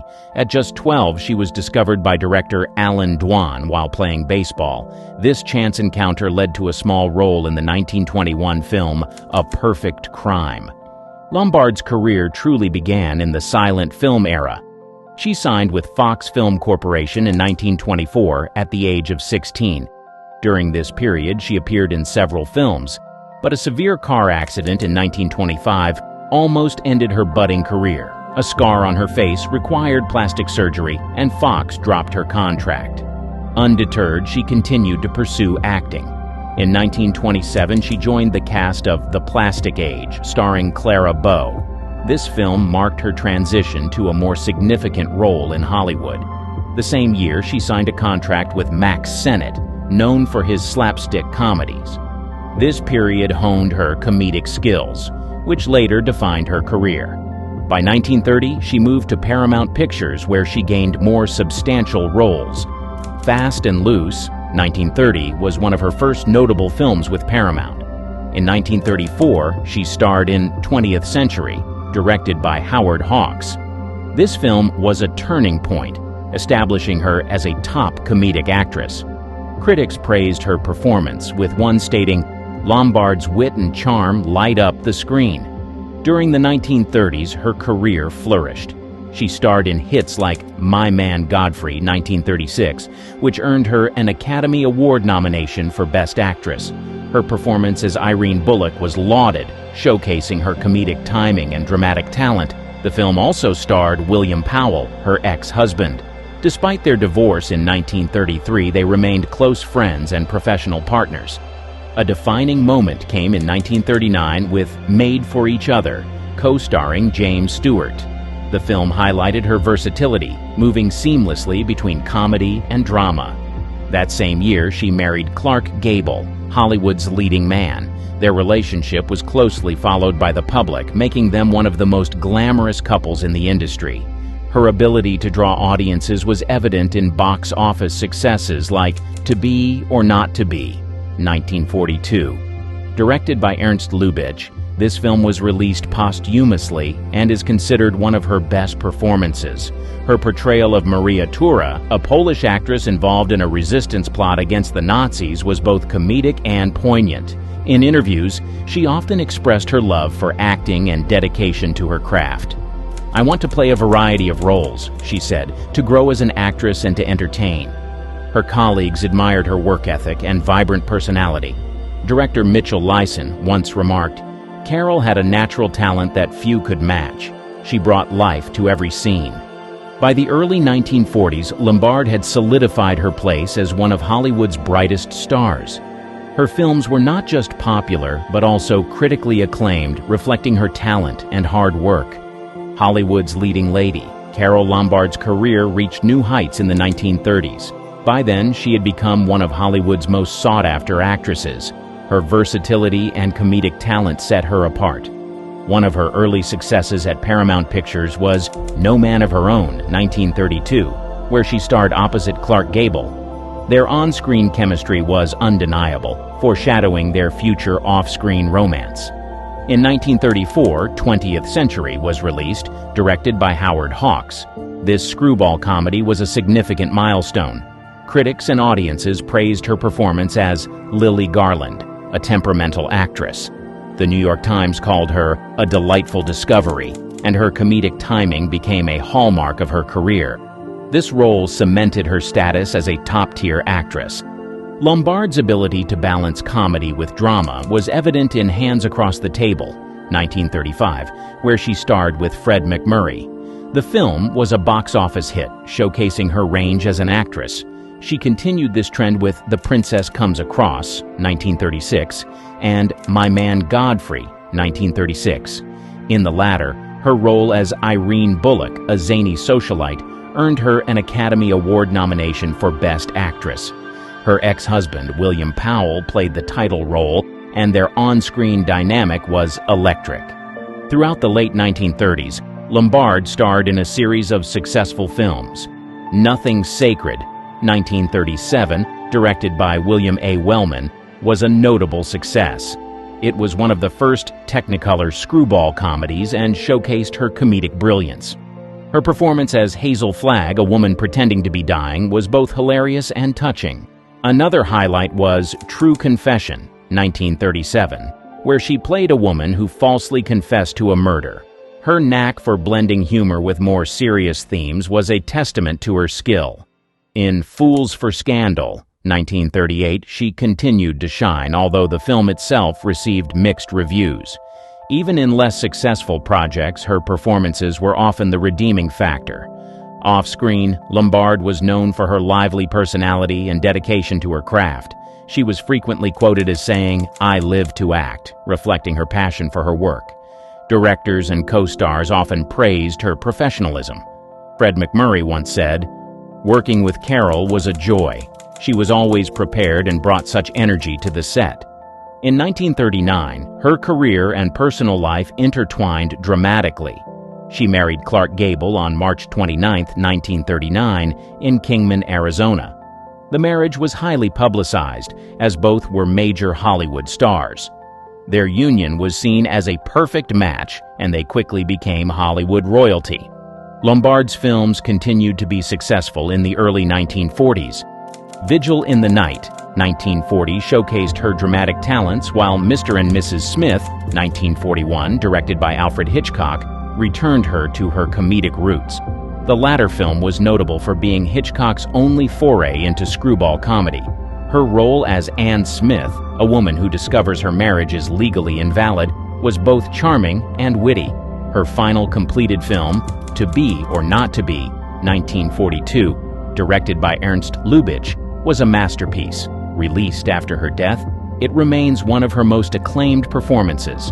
Her portrayal of Maria Tura, an actress caught in a resistance plot during World War II, combined humor and drama seamlessly. The film's success posthumously affirmed her status as one of the greatest actresses of her time. The Las Vegas Rally. Her participation in the War Bond Rally in Las Vegas was one of the defining moments of her patriotic efforts during World War II. On January 15, 1942, she arrived in Indianapolis, accompanied by her mother, Elizabeth Peters, and MGM publicity man, Otto Winkler. She was ready to inspire the public to support the war effort through financial contributions.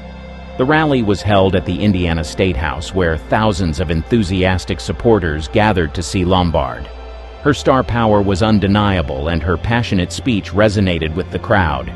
"We can't all be soldiers," she declared, "but we can all be soldiers' helpers, buying bonds to support our boys on the front lines." Her words struck a chord, and the rally was a resounding success. By the end of the event, Lombard and her team had raised over $2 million in war bonds. This achievement was remarkable, showcasing her ability to mobilize public support and her commitment to the national cause. The success of the rally was a testament to her dedication and the deep respect she commanded among her fans. Following the Indianapolis event, Lombard planned to return to Los Angeles. She initially considered traveling by train, a safer option during the uncertain times of wartime aviation. However, eager to reunite with her husband, Clark Gable, she opted for the quicker route by air. Despite her mother's reservations about flying, her determination to return home prevailed. As they boarded the flight, the mood was hopeful. Lombard's team was in high spirits, celebrating their successful mission. They had accomplished what they set out to do, inspired by her unwavering patriotism and charisma. The ill-fated flight. On January 16, 1942, Carol Lombard, her mother, Elizabeth Peters, and MGM publicity man Otto Winkler boarded TWA Flight 3 in Indianapolis. The Douglas DC-3 aircraft was set to make stops in St. Louis and Albuquerque before reaching its final destination, Los Angeles. The crew consisted of Captain Wayne Williams, First Officer Morgan Gillette, and Stewardess Alice Getz. The journey started smoothly, with the plane making its scheduled stops. When the flight landed in Las Vegas for refueling, it was behind schedule, but this was not unusual given the wartime conditions. Despite concerns about flying, Lombard was determined to return home quickly to be with her husband Clark Gable. At approximately 7:07 p.m., TUA Flight 3 took off from Las Vegas, heading towards Burbank, California. The flight path included navigating through mountainous terrain, a challenge compounded by poor visibility and heavy cloud cover that evening. The pilots were following the Civil Aeronautics Administration's airway, which relied on radio beacons to guide them. Shortly after takeoff, the aircraft veered dangerously off course. The crew, possibly disoriented by the challenging weather conditions, failed to maintain the correct altitude. At around 7:20 p.m., just 13 minutes after leaving Las Vegas, the plane crashed into Potosi Mountain, approximately 32 miles southwest of Las Vegas. The impact was devastating. The crash site, located at an altitude of about 7,700 feet, was remote and difficult to access. The force of the collision scattered the wreckage over a wide area. Rescuers faced treacherous conditions, battling snow and rugged terrain, with all 22 passengers and crew members on board killed instantly. News of the crash quickly reached the public, sending shockwaves across the nation. Search and rescue teams were dispatched immediately, but the rough terrain and inclement weather hampered their efforts. It took hours to locate the wreckage and confirm that there were no survivors. The official investigation into the crash was led by the Civil Aeronautics Board, CAB. Their report concluded that the primary cause of the accident was pilot error. The crew's failure to follow the designated flight path and maintain the correct altitude led to a tragic collision with the mountain. The report also noted the challenging weather conditions as a contributing factor. Clark Gable, devastated by the loss of his wife, flew to Las Vegas to identify the bodies and handle funeral arrangements. His grief was profound, as Lombard had been the love of his life. He was seen as inconsolable, a man broken by the tragedy. In the immediate aftermath, there was an outpouring of grief from Hollywood and the public. Lombard's colleagues and fans were shocked by her sudden death. Tributes poured in, recognizing her contributions to the film industry and her patriotic efforts. She was honored posthumously for her dedication to the war effort, with President Franklin D. Roosevelt praising her commitment and courage. The tragic crash of TWA Flight 3 not only ended the life of a beloved actress, but also underscored the perils of wartime aviation. It brought to light the need for improved safety measures in air travel, especially under wartime conditions. Carol Lombard's final journey, marked by her dedication to supporting the war effort, ended in tragedy. Her death left a void in Hollywood and in the hearts of those who admired her. Investigation and findings. In the wake of the tragic crash of TWA Flight 3, the Civil Aeronautics Board, CAB, launched an official investigation to determine the cause of the accident. The goal was to understand what had led to the plane's fatal descent into Potosi Mountain. and to prevent such tragedies in the future. Investigators faced challenging conditions at the crash site. The wreckage was scattered across a remote and rugged area of the mountain, making it difficult to piece together the events leading up to the crash. Despite these obstacles, the KB conducted a thorough examination of the evidence. The investigation revealed that TWA Flight 3 had deviated from its intended flight path. The primary cause was attributed to pilot error. Captain Wayne Williams and First Officer Morgan Gillette, both experienced pilots, had misjudged their altitude and course. Poor weather conditions, including heavy cloud cover and low visibility, contributed to the disorientation. The KAB's final report, released later in 1942, concluded that the pilots had failed to follow the designated airway properly. Instead of maintaining the required altitude to clear the mountainous terrain, the plane descended too low. This error, combined with the challenging weather, led to the collision with Potosi Mountain. The report emphasized that the crew had not used all available navigational aids, which might have helped avoid the crash. In addition to pilot error, the investigation highlighted the need for better navigational aids and improved training for pilots operating in difficult conditions. The KAB recommended several changes to aviation protocols, including stricter adherence to flight plans and better use of radio beacons and other navigational tools. The findings of the investigation were crucial in prompting changes in aviation safety standards. Airlines and regulatory bodies took the recommendations seriously, leading to enhancements in pilot training, navigational equipment, and flight safety procedures. These changes aim to reduce the risk of similar accidents in the future. The crash of TWA Flight 3 also led to increased scrutiny of airline operations during wartime. With many commercial flights carrying military personnel and essential wartime materials, ensuring the safety of air travel became even more critical. The lessons learned from the investigation were applied broadly across the aviation industry, contributing to improved safety measures that benefited both military and civilian flights. For Clark Gable, the findings of the investigation brought some closure, though they did little to alleviate his grief. Understanding the cause of the crash helped him and others affected by the tragedy come to terms with the loss. Gable continued to honor Lombard's memory through his service in the Army Air Corps, finding a sense of purpose in contributing to the war effort. The CAB's thorough investigation and the subsequent changes in aviation practices highlighted the importance of continuous improvement in flight safety. Carol Lombard's death, while a profound loss, contributed to significant advancements in the field, ensuring greater safety for future air travelers. Her final journey. Lombard's funeral service took place on January 21, 1942, at the Church of the Recessional in Forest Lawn Memorial Park, Glendale. The service was attended by Hollywood's elite, including her friends, colleagues, and admirers. The media coverage was extensive, reflecting the public's deep interest in and affection for Lombard. Her final resting place in the Forest Lawn Memorial Park became a site of pilgrimage for fans and admirers who came to pay their respects. The service was dignified and heartfelt. Reverend Glenn Randolph delivered the eulogy, capturing the essence of Lombard's life and spirit. Carol Lombard was a beacon of joy and laughter, he said, a woman who brought light into the lives of those she touched. He spoke of her remarkable career, her love for Clark Gable, and her unwavering dedication to her country during the war effort. The funeral included several personal tributes. Actress Madeline Field, one of Lombard's closest friends, shared poignant memories from their time together in Hollywood. Carol had an infectious energy, Field recalled. She was always the life of the party, always there to support her friends. Her words painted a vivid picture of Lombard's warmth and generosity. As the service concluded, Gable, visibly moved, stood to say a few final words. His voice trembled as he spoke of his love for Lombard and the profound impact she had on his life. "She was my everything," he said simply. "I will carry her memory with me always."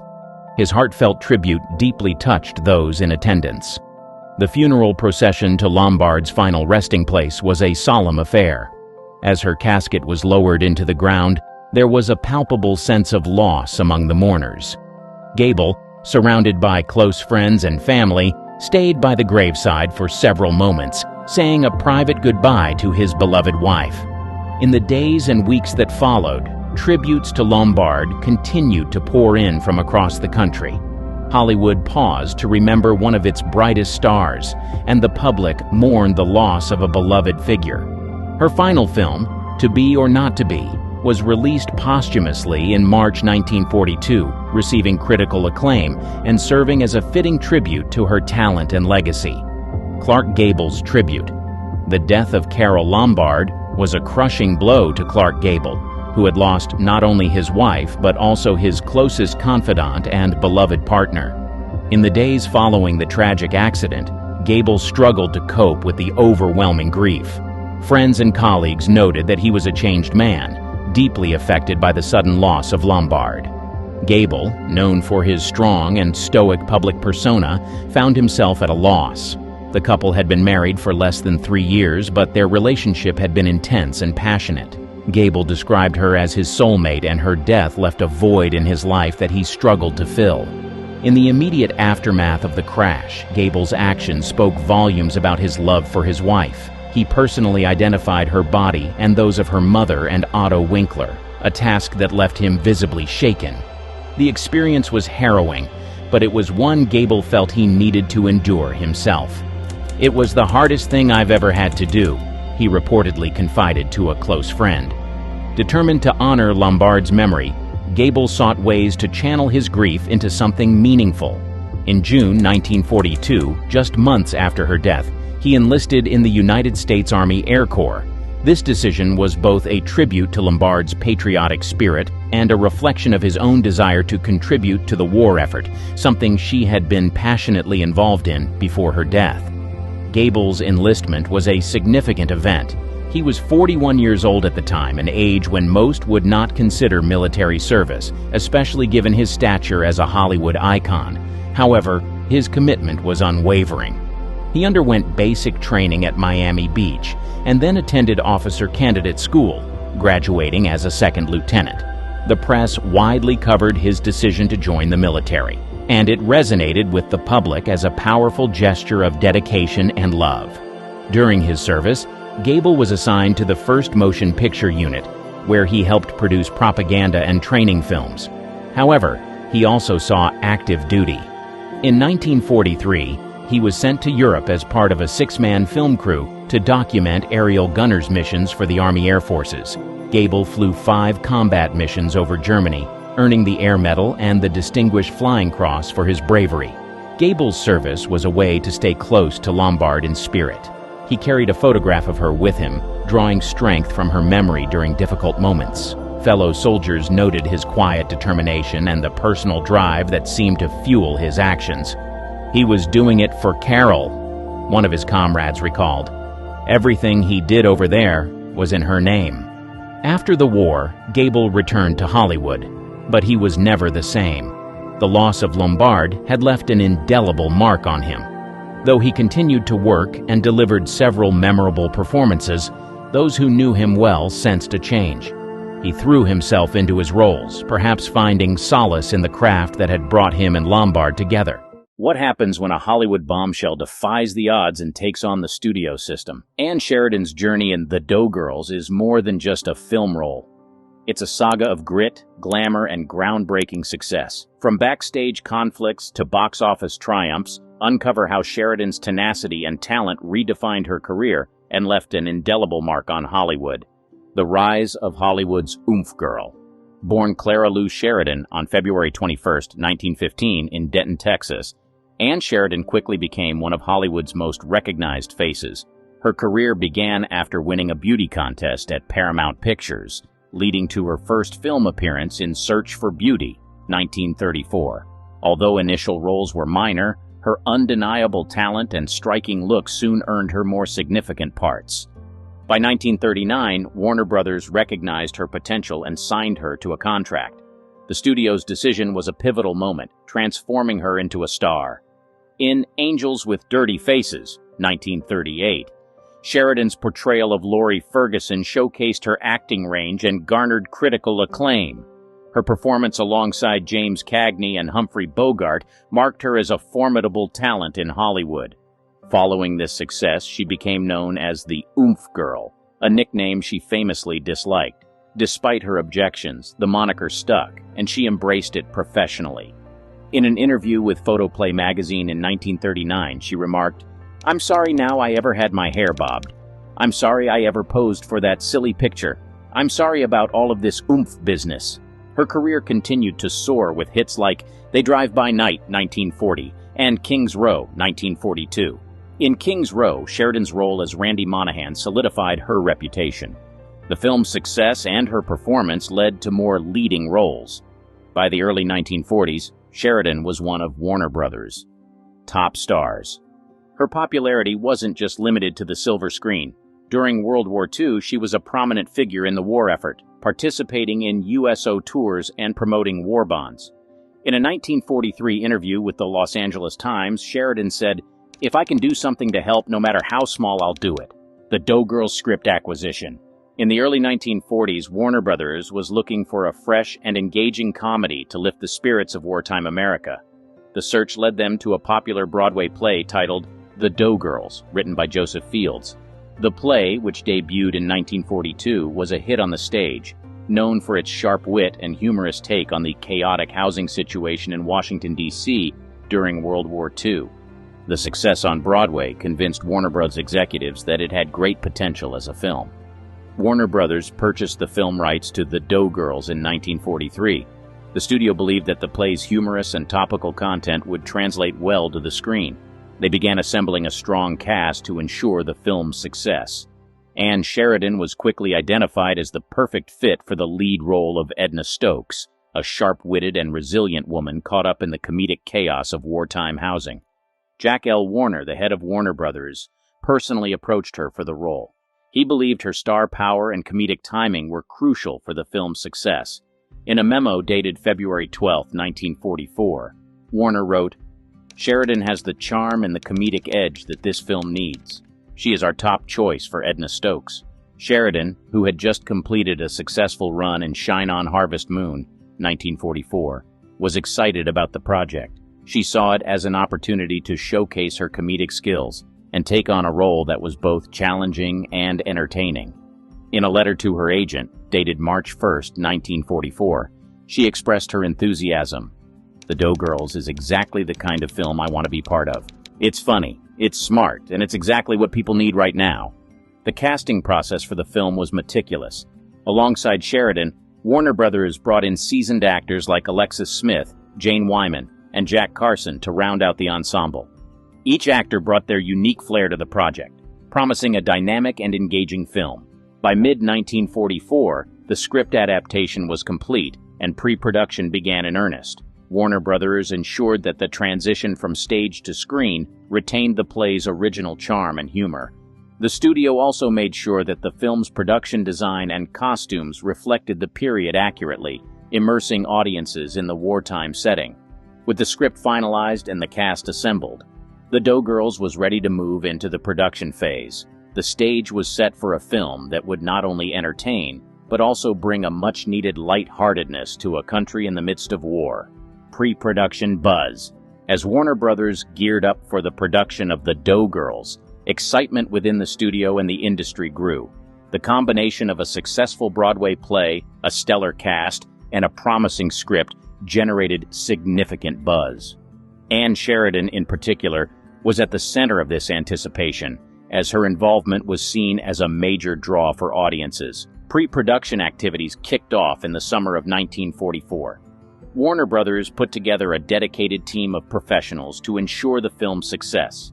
Delmer Daves, a talented director known for his work on Destination Tokyo, 1943, was brought on board to helm the project. Daves was enthusiastic about working with Sheridan and believed in her ability to bring the character of Edna Stokes to life. In an interview with The Hollywood Reporter in August 1944, Daves said, "Anne Sheridan has a unique ability to blend humor and heart in her performances. She's perfect for this role, and I'm excited to see her bring Edna to the screen." During this period, Sheridan prepared diligently for her role. Known for her commitment to her craft, she spent considerable time studying the play's source material and working with the film's writers to ensure a seamless transition from stage to screen. She attended numerous rehearsals and script readings, where she collaborated closely with her co-stars to develop the on-screen chemistry essential for a successful comedy. Her dedication was evident in a letter she wrote to Delmer Daves on September 5, 1944. "I've been going over the script and really digging into Edna's character. I want to make sure she's not just funny but also relatable and real. I'm looking forward to our first read-through with the whole cast." The film's production design and costumes were also meticulously planned. Ori Kelly, the renowned costume designer, was tasked with creating the wardrobe for the Doughgirls. His designs aimed to capture the essence of the 1940s while highlighting the personalities of each character. In a meeting with studio executives, Ori Kelly emphasized the importance of authenticity. The costumes need to reflect the era and the characters' personalities. Anne's outfits, in particular, will play a key role in defining Edna's character. Warner Brothers spared no expense in ensuring that the set designs were both authentic and visually appealing. The film's set, designed to replicate the chaotic and overcrowded housing conditions in Washington, D.C. during the war, was constructed with meticulous attention to detail. As pre-production progressed, industry insiders and the media began to take notice. Articles and previews in trade publications like Variety and The Hollywood Reporter generated further excitement. An article in Variety on September 20, 1944, highlighted the film's potential. With a top-tier cast led by Ann Sheridan and a script based on a hit Broadway play, The Doughgirls is shaping up to be one of the most anticipated comedies of the year. By the end of September 1944, everything was in place for the film to move into the production phase. The cast and crew were ready, the sets were built, and the excitement was palpable. All eyes were now on The Doughgirls, as Warner Brothers prepared to bring this promising comedy to life. Filming begins. In October 1944, the production of The Doughgirls officially commenced. Warner Brothers transformed sound stages into bustling makeshift apartments to replicate the chaotic housing situation in Washington, D.C. during World War II. These sets provided the perfect backdrop for the film's comedic escapades. Director Delmer Daves set a fast-paced yet collaborative tone from the start. Ann Sheridan, who was already known for her professionalism, quickly adapted to Daves's directing style. Her first scenes showcased her character, Edna Stokes, navigating the humorous turmoil of overcrowded living conditions. The cast's chemistry was immediately apparent, setting the stage for a cohesive and dynamic film. Jack Carson, playing the role of Arthur Halstead, shared in an interview with the Los Angeles Times, "Working with Ann was a joy. She had this incredible ability to make everyone feel comfortable and brought a natural humor to her role that was infectious." The atmosphere on set was a blend of rigorous work and lighthearted moments. Sheridan was known for her practical jokes, which kept the mood upbeat despite the demanding schedule. During one particularly grueling day of shooting, she filled co-star Jane Wyman's prop handbag with confetti. Wyman later recalled, "I opened my bag during a take and outpoured confetti. The entire set erupted in laughter." Ann had a way of keeping things fun, even when the work was tough. The film's complex scenes, involving multiple characters and physical comedy, required precise coordination. Delmer Daves and the assistant directors worked closely with the actors to perfect these scenes. One notable sequence involved a slapstick series of events with characters entering and exiting rooms in rapid succession. Sheridan's timing was impeccable, earning praise from the crew. Additionally, the studio's strict budget constraints meant that the team had to be resourceful. Her resourcefulness shone through when she suggested using simpler set pieces to expedite scene changes, a move that saved both time and money. Another memorable incident occurred during the filming of a pivotal scene where Edna Stokes delivers a monologue about the absurdities of wartime housing. As Sheridan delivered her lines, a piece of the set collapsed unexpectedly. Unfazed, she ad-libbed a line about the state of the building, drawing laughter from the cast and crew. This take was so well received that it was included in the final cut of the film. As filming progressed, the cast and crew developed a camaraderie that translated well on screen. Alexis Smith and Jane Wyman, playing Maureen and Nan respectively, often praised Sheridan for her leadership and support. In a 1945 interview with Modern Screen, Smith stated, "Ann was the glue that held us all together. Her talent and her spirit lifted everyone's performance." By December 1944, principal photography was nearing completion. The The scenes had been shot with a mixture of precision and spontaneity, capturing the essence of the original play while bringing a fresh cinematic flair. The dedication and hard work of the entire team, led by Sheridan's stellar performance, promised a film that would resonate with audiences and critics alike. With the final scenes wrapped up, the Doe Girls moved into the post-production phase.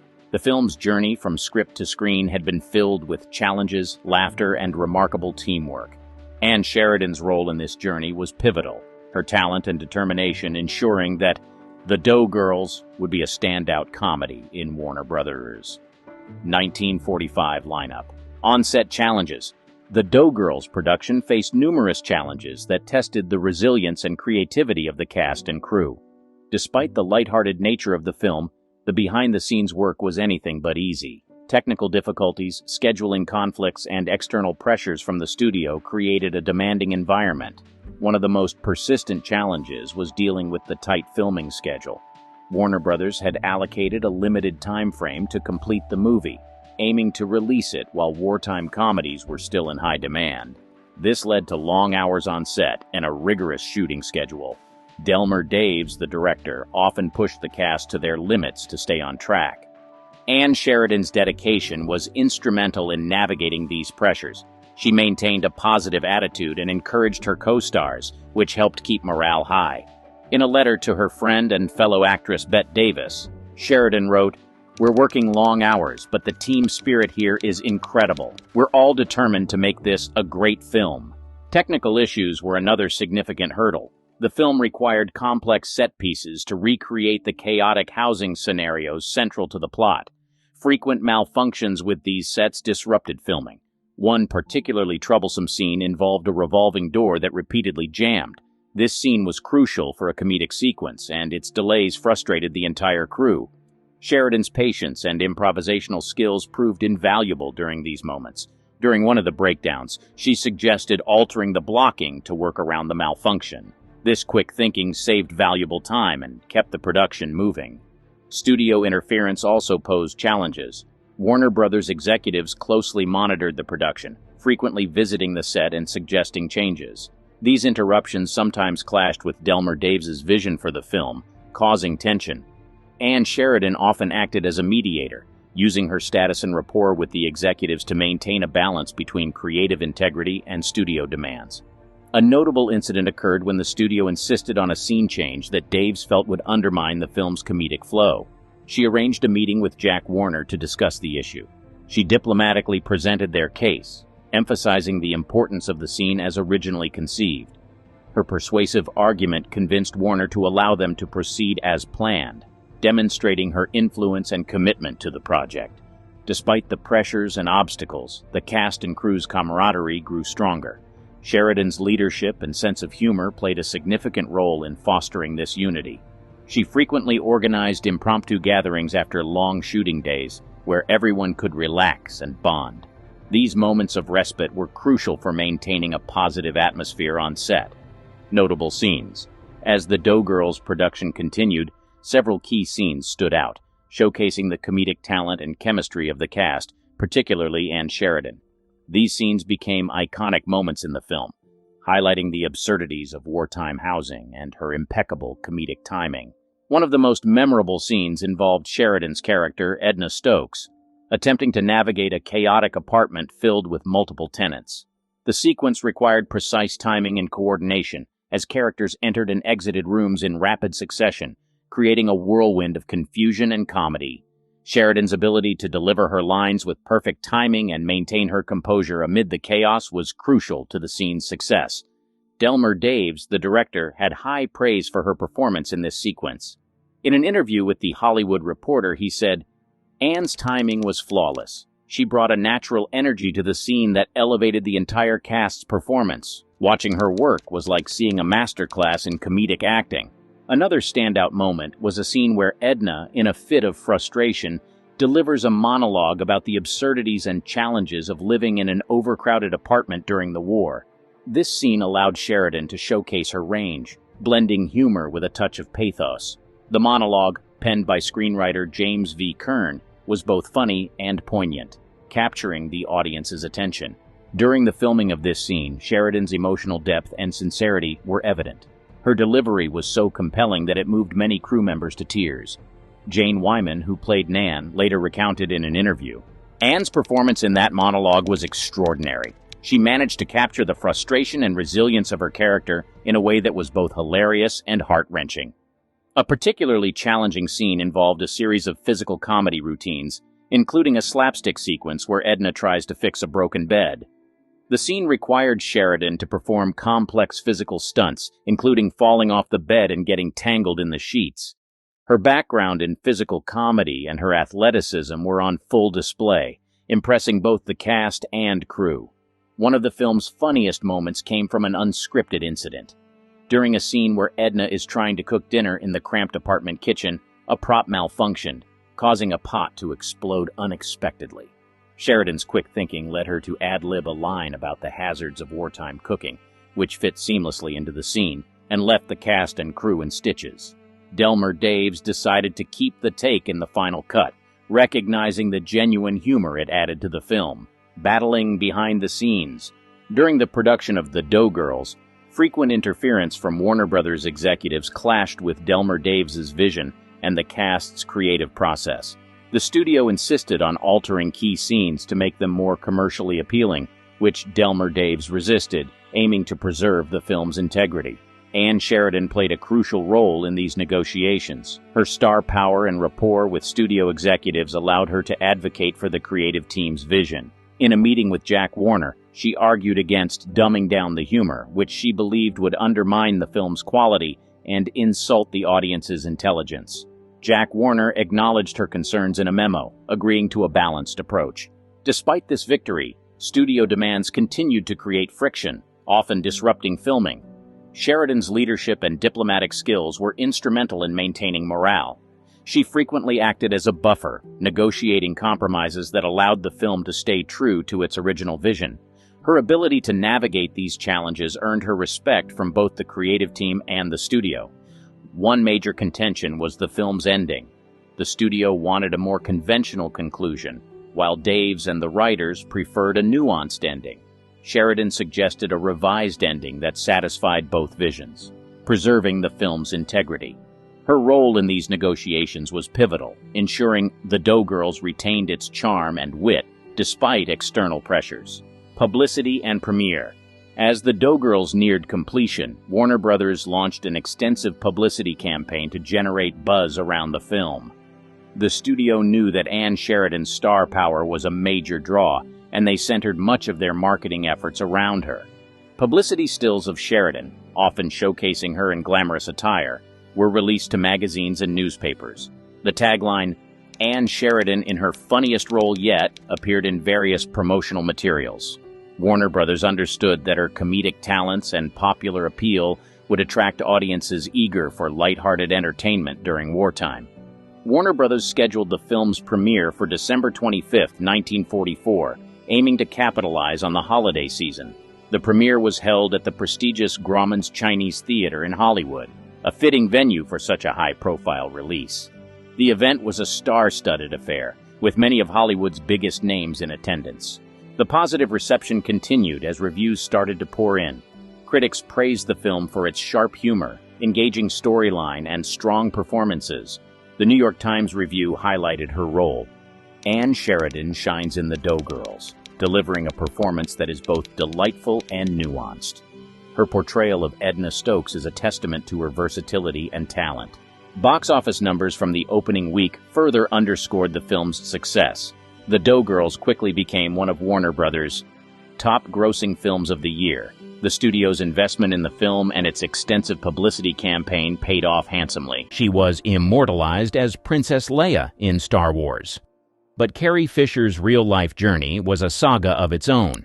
Off-screen, she waged battles not against dark forces, but against the very industry that built her, the iconic Princess Leia.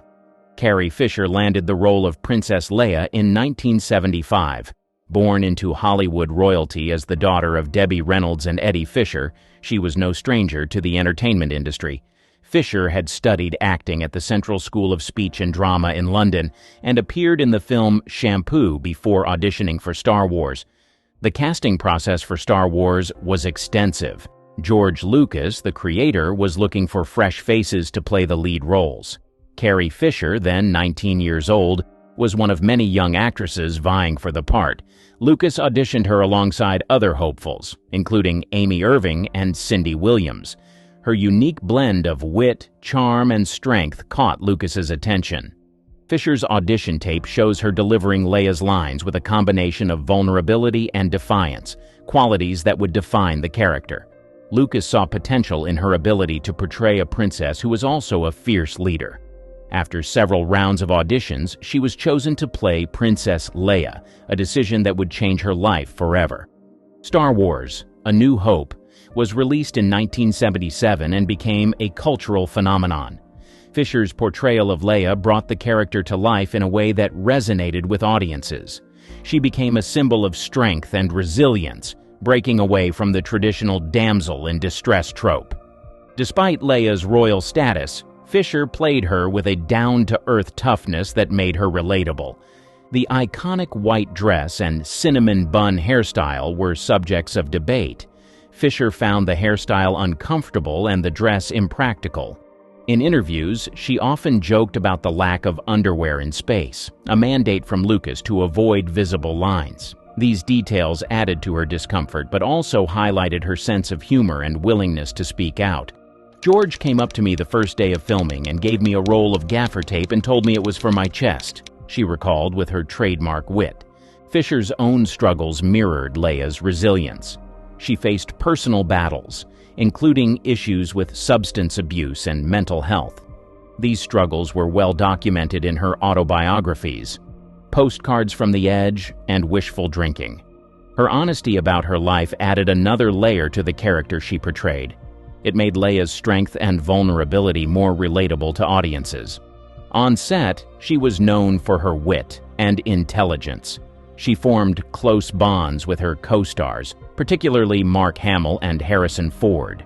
These relationships were crucial in creating the chemistry seen on screen. Fisher's influence extended beyond her acting. She often provided input on scripts and dialogue, ensuring Leia's character remained consistent and impactful. The initial trilogy's success cemented Leia as a beloved character. She reprised the role in The Empire Strikes Back and Return of the Jedi. Each film added new dimensions to Leia, showing her growth as a leader and a warrior. Her performance continued to evolve, reflecting her own experiences and insights. Clash of Visions.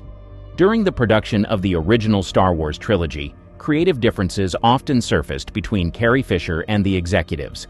These clashes were not just about the storyline, but also about how Princess Leia should be portrayed. She believed that Leia should be more than just a figurehead. She should be an active participant in the rebellion. One of the first major disputes arose during The Empire Strikes Back. Fisher wanted Leia to be portrayed as a stronger leader. She felt that the character needed to evolve beyond her role in the first film. Her push for a more dynamic Leia was met with resistance from some of the executives. They were concerned about maintaining the balance between action and character development. Being vocal about her opinions, she once remarked, "I wanted Leia to be more than a damsel in distress. She needed to be someone who could stand up and fight, not just be rescued." This sentiment was shared by many fans who saw Leia as a role model. Her advocacy for her character was a reflection of her own strong-willed personality.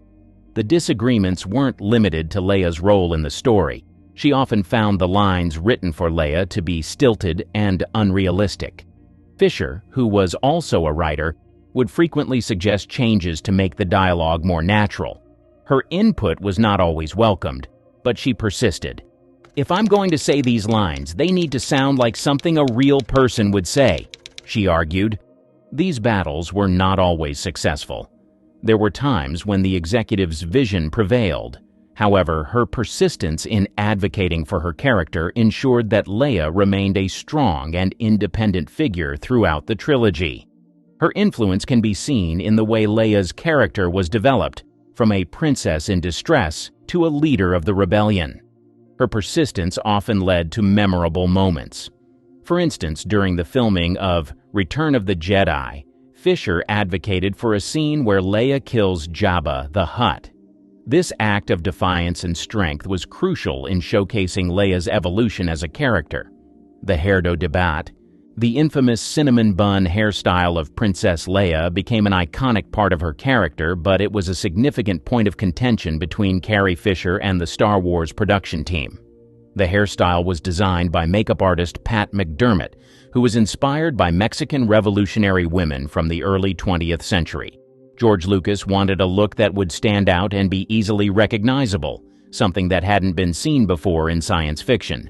Carrie Fisher had strong feelings about the hairstyle from the beginning. She found it uncomfortable and impractical for the action scenes she had to perform. In interviews, she often described the experience of wearing the buns as akin to carrying heavy weights on her head. Her discomfort was compounded by the fact that she had to wear the hairstyle for long hours during filming. "I had to wear those damn buns every day for months. They gave me headaches," she once said in an interview with Rolling Stone. Fisher's discontent with her character's appearance wasn't limited to the hairstyle. She also had issues with the costumes, particularly the iconic white dress from A New Hope. The dress, designed by John Mallow, was made of a delicate, flowing fabric that looked great on screen but was less than practical during the physically demanding scenes. She often joked about the impracticality of the dress, noting that it was difficult to move in and offered little protection during stunt work. One of the most notable points of contention came with the infamous Slave Leia costume in Return of the Jedi. The gold bikini designed by Aggie Garrard Rogers became a cultural phenomenon, but was a source of significant discomfort for Fisher. She found the outfit demeaning and objectifying. "I was chained to a giant slug and forced to wear a metal bikini. It wasn't my idea of fun," she said in an interview with Newsweek. Fisher pushed back against the costume, arguing that it reduced Leia to a mere object.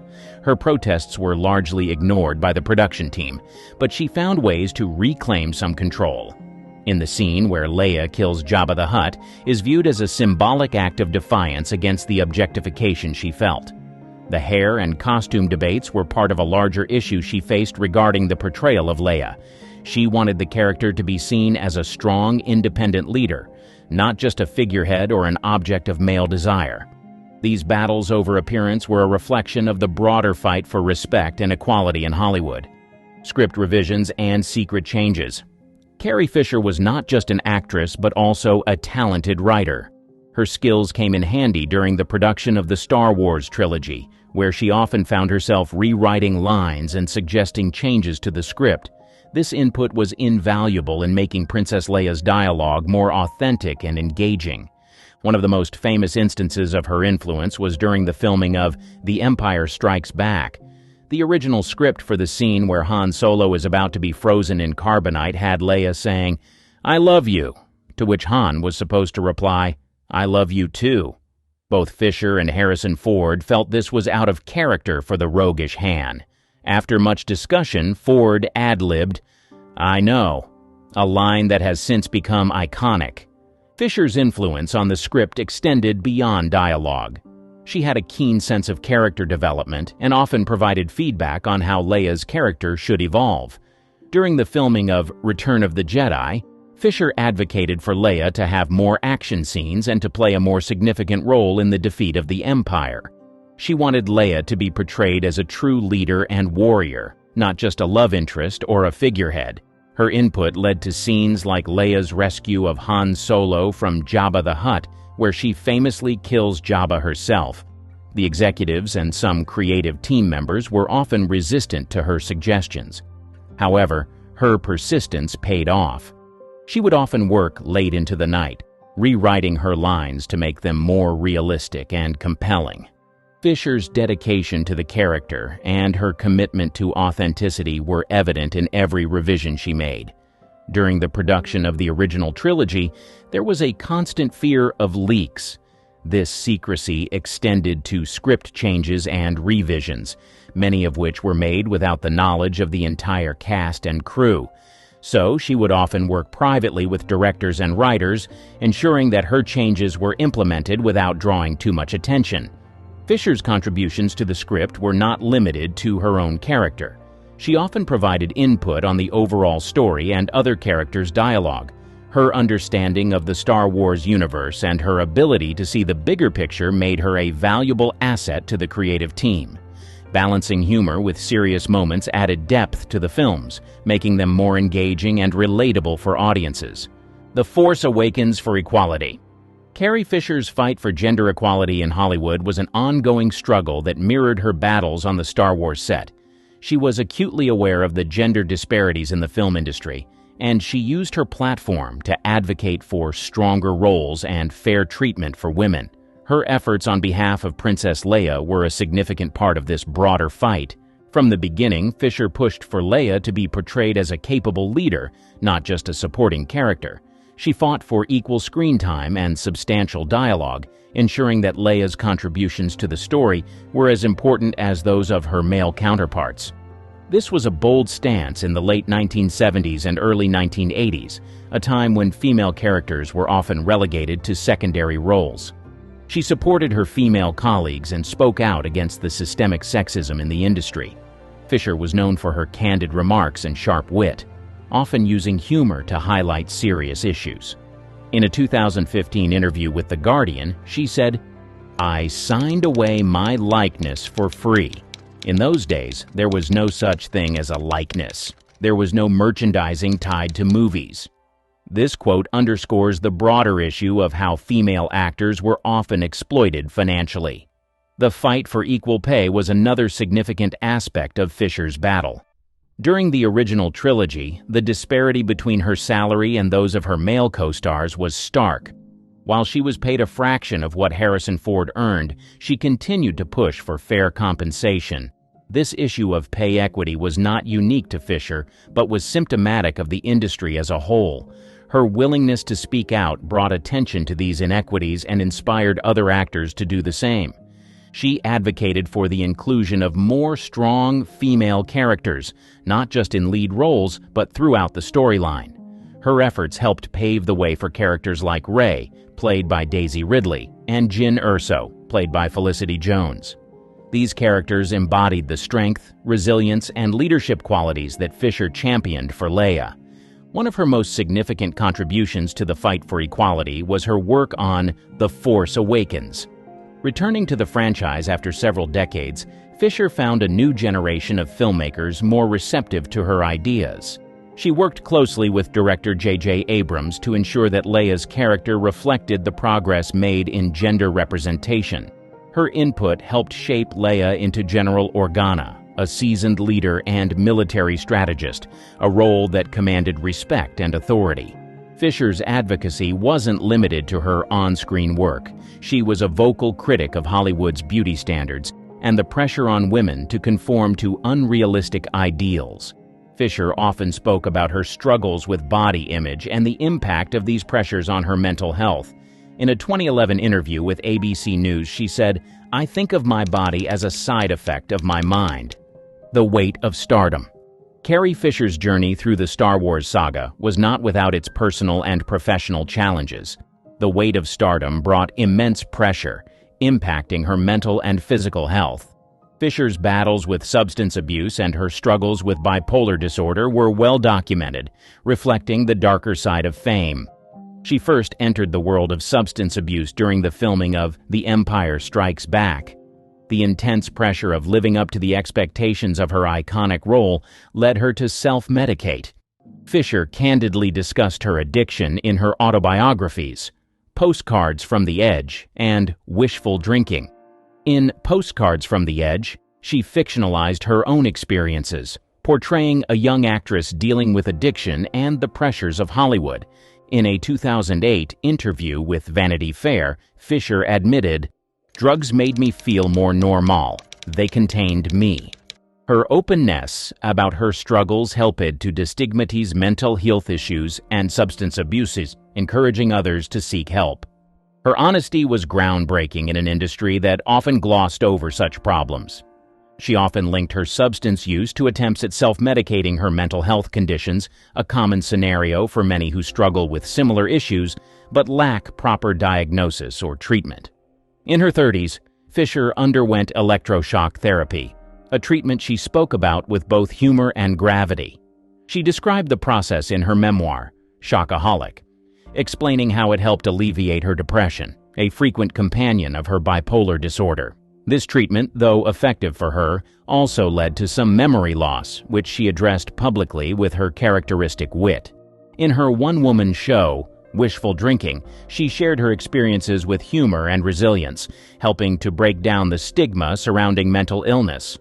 The demands of maintaining the image of Princess Leia also took a toll on Fisher's physical health. The pressure to conform to Hollywood's beauty standards was immense. She faced scrutiny over her weight and appearance throughout her career. When she returned to the Star Wars franchise in The Force Awakens, the media's focus on her appearance sparked a backlash. Fisher responded with her characteristic wit and defiance, tweeting, "Please stop debating about whether or not I aged well. Unfortunately, it hurts all three of my feelings. My body hasn't aged as well as I have. Blow us." Fisher's relationships with her co-stars were also affected by the pressures of stardom. Her on-set affair with Harrison Ford during the filming of A New Hope was a closely guarded secret until she revealed it in her memoir, The Princess Diarist. The revelation provided insight into the complexities of their relationship and the emotional toll it took on her. The return to Star Wars. Carrie Fisher's return to the Star Wars franchise with the sequel trilogy was a significant moment, both for her personally and for the fans who had grown up with Princess Leia. After decades away from the character, she found herself once again in the midst of the galaxy far, far away. This time, she faced new challenges and renewed battles to ensure that Leia's legacy was honored. Involvement in The Force Awakens began with initial skepticism. She was approached by J.J. Abrams, the director, and Kathleen Kennedy, the president of Lucasfilm, who were keen to bring back the original cast.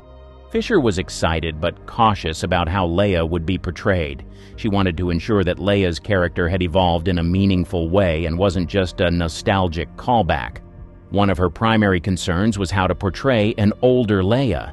She insisted that Leia should be shown as a seasoned leader, someone who had matured and taken on significant responsibilities. Fisher worked closely with Abrams and writer Lawrence Kasdan to develop Leia's character. She provided valuable input on the script, ensuring that Leia was depicted as a strong and capable general of the Resistance, reflecting her growth since the original trilogy. Fisher's influence was evident in several key scenes. For instance, her reunion with Han Solo, played by Harrison Ford, was a poignant moment that required careful handling. They worked together to convey the depth of their characters' relationship, drawing on their long history both on and off screen.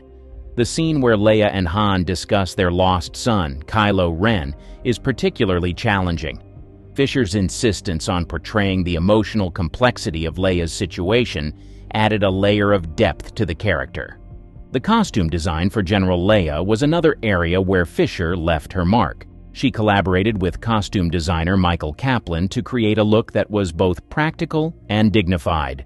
Gone were the elaborate hairstyles and impractical dresses of the original trilogy. Instead, she opted for a more understated, military-inspired wardrobe that reflected Leia's role as a leader.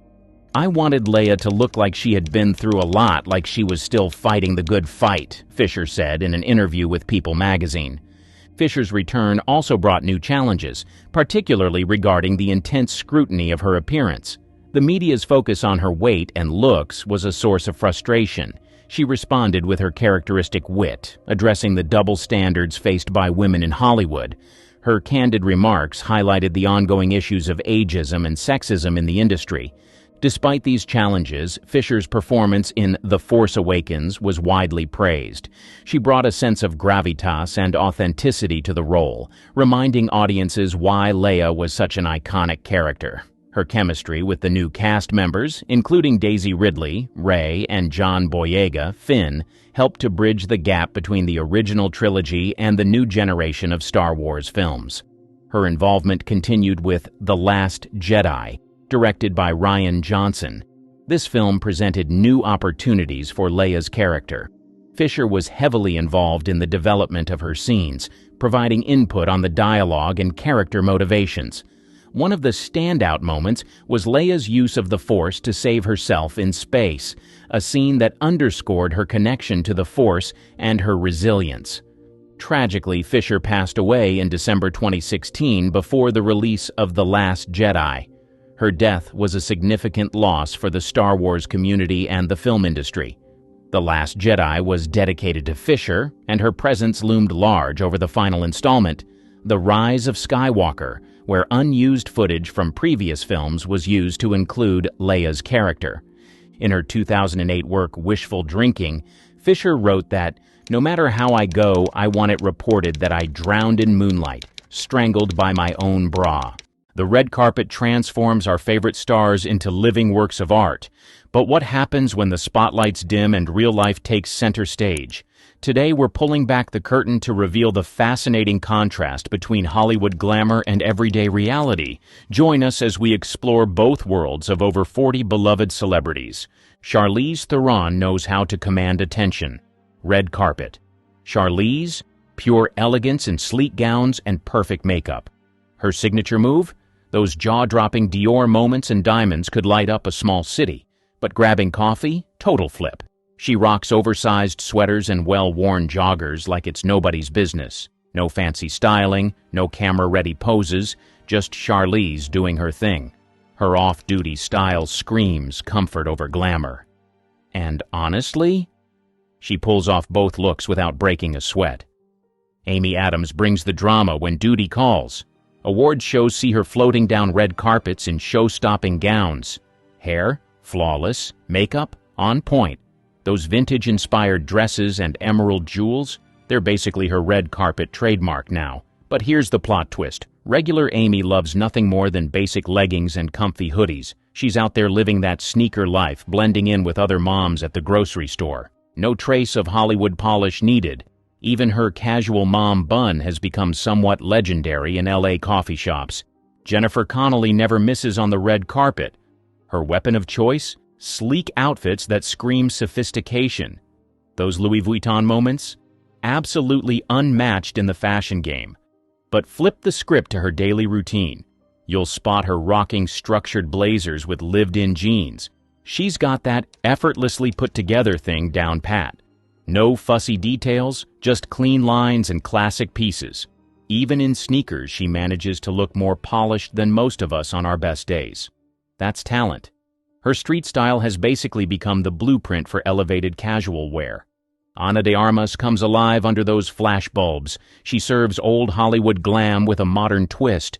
Those delicate jewelry choices and perfectly fitted gowns. Pure magic on the red carpet scene. But here's where it gets good. Off camera, she's all about those denim shorts and loose tops. No stylist required, just genuine laid-back vibes. She's proof you don't need all the bells and whistles to turn heads. Red carpet Helena serves pure drama, layers upon layers, unexpected combinations and accessories that shouldn't work but totally do. Those Vivienne Westwood moments? Absolutely iconic in the fashion history books. And guess what? Her everyday style packs just as much personality. Flowing skirts, vintage finds, and those round sunglasses make every sidewalk her personal runway. Mix in some colorful boots and mismatched patterns. That's just a typical Tuesday. She's not trying to blend in, and that's the whole point. Bold choices, zero apologies. Julianne Moore owns the sophistication game. Those red carpet moments, pure class in monochrome outfits that could make anyone jealous. Her go-to designers know exactly how to make her red hair pop against those carefully chosen colors. But don't let the glamour fool you. Regular days see her keeping things refreshingly simple. Neutral sweaters, perfectly cut coats, and easy trousers make up her go-to looks. Kate Winslet brings the heat to every premiere. Structured gowns, timeless vibes, classic beauty, she's got the formula down. Those sleek updos and minimal jewelry choices? They've become her signature red carpet move. Cut to real life, she's serving comfort with a side of cool. Think cozy knits, well-loved jeans, and that's Winslet ownership. Her casual leather jacket collection deserves its own museum, honestly. No need for fancy tricks when you've got natural star power. She proves good style and doesn't need a red carpet to shine. Just add authenticity and you're golden. Zendaya? She's in a league of her own. Red carpet Zendaya switches it up from bold couture to sleek modernism without breaking stride. Every designer's dream muse, she makes headlines just by showing up. Off-duty, though?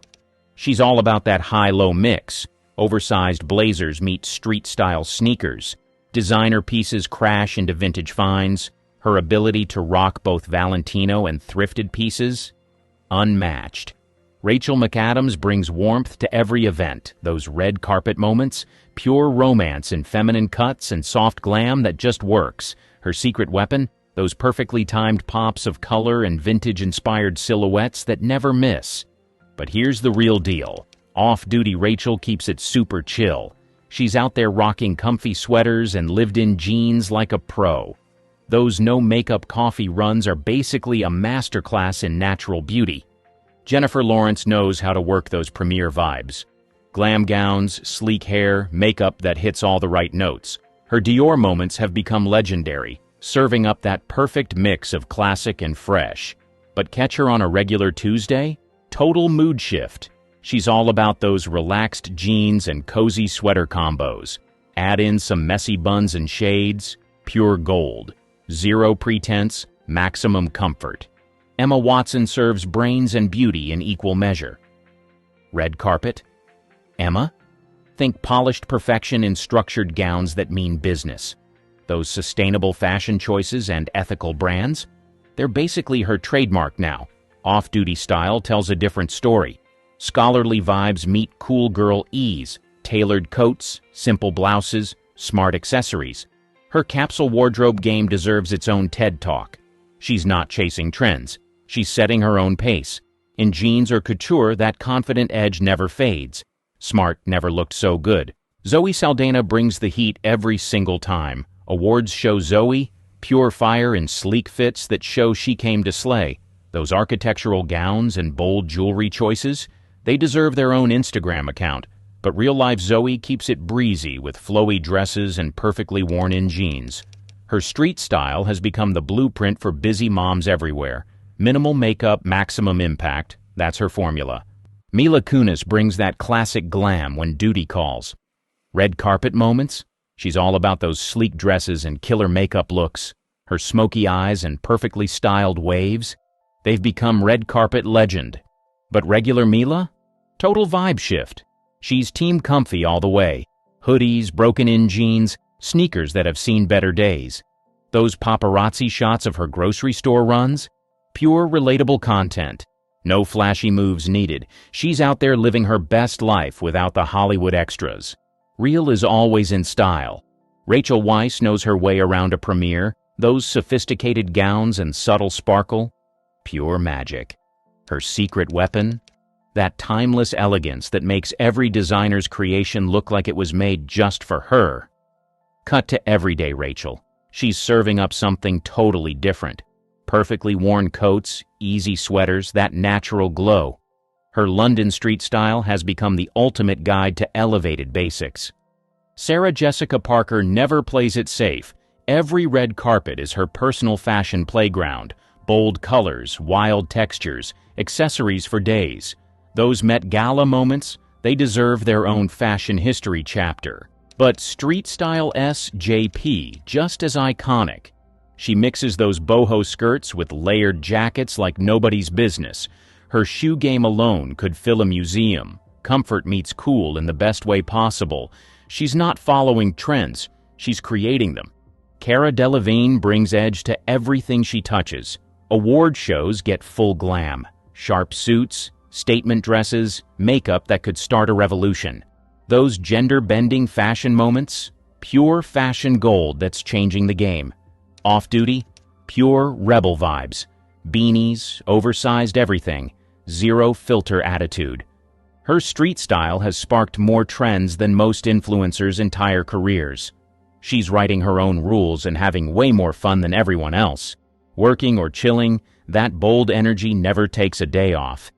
Jenna Ortega owns that gothic glam life. Red carpet Jenna, dark vibes, corset details, makeup that screams main character energy. Those Versace moments and edgy Gucci fits. They're rewriting the young Hollywood-style rulebook. But off-duty, she's still bringing that alt-girl edge. Combat boots meet baggy jeans in the best way possible. Her thrifted vintage pieces get as much attention as her designer looks. She's keeping that Wednesday Addams energy alive, just make it casual. Every look feels intentional, even when she's just grabbing coffee. That's when your style is actually yours. Emma Stone nails that Hollywood Golden Girl vibe. Premiere nights get the full treatment. Structured gowns, perfect red lips, waves for days. Those Louis Vuitton red carpet moments, pure fashion history in the making. Regular Emma's all about those easy sneakers and throw-on-and-go sweaters. Baseball caps replace those glamorous updos. Her coffee run style has launched countless Pinterest boards. Angelina Jolie commands attention without even trying. Those red carpet moments, pure drama in flowing black gowns and killer silhouettes. Her Saint Laurent and Valentino choices have become legendary in fashion circles. But Daily Angie keeps it practical. Classic trenches, neutral tones, those signature oversized shades. The way she turns airport terminals into runways, iconic. She's not trying to make headlines, she just naturally does. Even grocery runs look like scenes from a movie. That's what star power looks like in real life. Margaret Qualley brings that sweet sophistication everywhere. Events get the full treatment. Vintage vibes, delicate details, soft glam that works.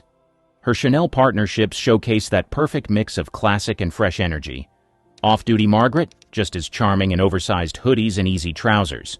Those candid street shots could be straight out of a French fashion magazine. Ballet flats instead of stilettos. That graceful energy shows up whether she's on camera or not. Rebecca Ferguson brings power moves to every premiere. Red carpet ready means tailored fits and bold styling. Her Cannes Film Festival appearances, they've become masterclasses in modern elegance. But real-life Rebecca? Pure chill vibes.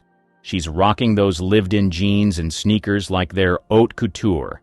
Those Stockholm street-style moments set serious trends. Minimal makeup, maximum impact.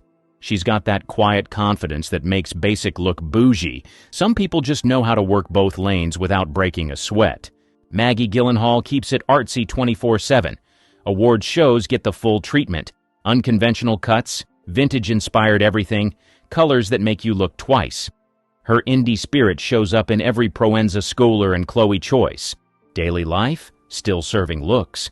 Cozy turtlenecks meet wide-leg pants in perfect harmony. New York's fashion crowd takes notes when she hits the streets. Her style just naturally speaks volumes. Even coffee runs feel like art gallery visits. Demi Moore wrote the book on red carpet moments. Classic black dresses, clean lines, timeless beauty that never gets old. Those iconic Zac Posen and Versace moments still get referenced today. Off-duty, Demi tells a different story. Simple tees, comfy cardies, sneakers that actually see sidewalks. Her casual style has influenced more celebs than most realize.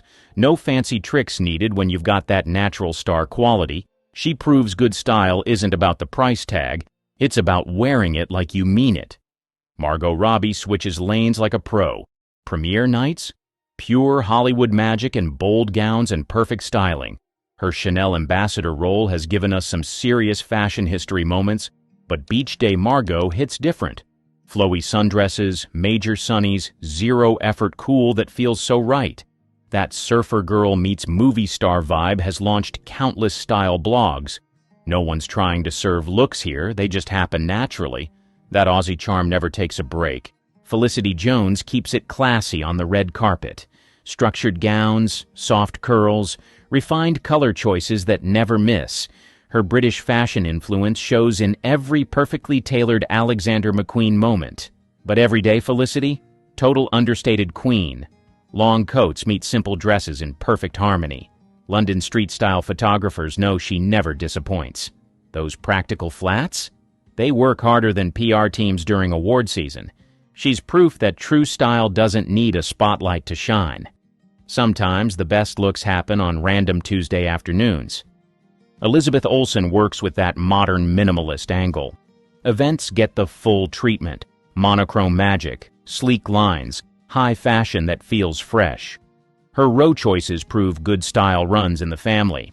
Regular days see her in those cozy sweaters and killer boots. Oversized coats become her signature move. Fashion blogs can't get enough of her elevated basics game. Nicole Kidman owns the fashion game from every angle. Red carpet Nicole? Pure royalty and couture that belongs in museums. Those Balenciaga and Armani Privé moments have changed the game completely. Her running around town? She keeps it real. Easy denim, simple blouses, ballet flats that actually touch pavement. Her Nashville mom style is just as influential as her red carpet looks. She's not trying to make headlines, they just follow her anyway. Anna Kendrick brings the charm offensive everywhere she goes. Premiere nights get playful elegance. Think fun dresses with personality plus. Off-duty Anna, just as sparkly in basic jeans and comfy sweaters. Those sneakers tell stories of real-life adventures. She's keeping it authentic whether she's promoting films or walking dogs. That energy never takes a day off. Jennifer Garner keeps it real every single day. Red carpet moments get that classic treatment. Elegant gowns with minimal fuss. But regular Jennifer? Pure mom-on-the-go energy. Cozy sweaters, practical sneakers, jeans that actually move. No fancy games needed when you're this authentic. She's out there proving comfort and style aren't enemies. Alicia Vikander brings European flair wherever she goes. Award shows see her in minimalist perfection, clean lines, natural glam, refined vibes only. Daily life? Alicia, still serving looks. Sleek turtlenecks meet relaxed slacks like they were made for each other. She's got that luxury thing down pat. Even random street shots look like fashion campaigns, just part of her DNA. Sydney Sweeney serving looks in every lane. Red carpet, Sydney comes with full glam energy. Daring dresses, bold makeup, hair that won't quit. Off-duty mode, though. Oversized sweaters, cool girl jeans, and sneakers that mean business. She's part of that new wave that switches between full glam and street style like it's nothing. Eva Green brings mystery to everything she touches. Premieres get the full treatment. Moody colors, rich fabrics, vibes that feel like cinema. Off-camera, still enchanting. Dark tones, perfect coats, effortless chic that feels so right. She doesn't need flashy moves to turn heads. Her presence does all the talking. Some people just naturally give main character energy. Scarlett Johansson knows how to work every angle. Red carpet moments bring out the showstopper. Sleek gowns, bold necklines, updos that mean business. But real-life Scarlett? Pure cool girl vibes. Leather jackets meet basic tees like they were always meant to be. Those comfy sneakers tell stories of actual city walks. She's not playing the fame game off-duty. She's just living it. Sometimes the best style is just being yourself. Ariana Grande brings full glam energy to every event. Award shows get the whole package. Dramatic ball gowns, signature ponytail makeup that could launch 1,000 TikToks. Daily life? Still iconic, just make it cozy. Oversized everything, platform sneakers, Y2K vibes that won't quit. She's got that thing where even grabbing coffee looks like a music video. Anne Hathaway serves princess energy with a modern twist. Premiere nights see her in full fantasy mode. Elegant gowns that belong in fairy tales. On random days, she's just as magical in tailored coats and ballet flats. She's mastered that whole effortlessly polished thing. Working or wandering, that movie star charm never fades. Real queens adjust their crowns in athleisure. Time seems to bend around Kirsten Dunst's wardrobe choices. Those dreamy vintage finds and perfectly worn-in denim tell stories of decades past. Watch her float through award shows in ethereal laces one day, then pop up at local flea markets hunting for that perfect retro sweater the next. Her style's got that old soul charm that makes fashion historians swoon. Even her go-to flats look like they've danced through several eras of Hollywood glamour. Rosamund Pike masters the art of the subtle power move. Every piece in her arsenal speaks in whispers rather than shouts. Those razor-sharp coats, those precisely chosen accessories. Forget the usual Hollywood playbook. She's writing her own rules with a distinctly British twist. Between takes, she'll stroll through London streets looking like she walked straight out of a Highsmith novel. Her minimal makeup and well-cut basics carry more intrigue than most people's full glam. Brie Larson's got this whole fashion game figured out from a different angle. One minute she's commanding red carpets in architectural wonders that could double as modern art installations. Next thing you know, she's raiding vintage shops in perfectly broken-in jeans, looking like your coolest friend who just happens to save the universe on weekends. Her wardrobe choices flip between bold statement pieces and that laid-back California ease. Olivia Wilde masters modern cool without breaking a sweat. Events get structured pieces with edge, bold details that make you look twice. Off-duty Olivia is just as sharp. Relaxed blazers meet perfect trousers in harmony. She's got that whole "I woke up like this" vibe, except it actually looks real. Directing or just directing herself to coffee, that confidence never sleeps. Natalie Portman rocks minimalism like nobody else in Hollywood. Her Dior moments pack serious punch. Clean lines, perfect fits, zero extras needed. Those structured gowns turn heads without trying too hard. But here's the real deal about Natalie. She's got that smart casual game locked down tight. Sharp trousers meet simple knits in all the right ways. Her coffee run outfits spark more style trends than most red carpet looks. She's not playing the fashion game, she's just living it. Even her grocery store runs have fashion editors taking notes. How does a small-town girl from Georgia become the face of Hollywood's most seductive era? Kim Basinger didn't just captivate audiences, she redefined what it meant to be irresistible. Let's explore why she became every man's dream. Early years and model stardom. Camila Ann Basinger, born December 8, 1953, in Athens, Georgia, grew up in a creative household. Her father, Donald Wade Basinger, was a big band musician and loan manager, while her mother, Ann, had once been a model and competitive swimmer. With this artistic lineage, it seemed only natural that Kim would eventually shine. Yet, in her early years, her reserved nature suggested a different story. As a child in her small southern town, Kim was intensely shy and often retreated into her artistic passions. Drawing, playing music, and dancing became her safe havens. Ballet, in particular, captured her heart. For a while, she even dreamed of becoming a professional dancer. These creative outlets gave her a way to navigate her insecurities, especially as her striking looks began to draw attention in her teens. At 17, Kim's life shifted when she won the Junior Miss pageant in her hometown. This wasn't just a crown and sash moment, it opened doors. The win introduced her to the modeling world, where her tall, statuesque figure and natural grace stood out. But Kim wasn't content with simply being labeled a beauty queen. Her ambitions were bigger.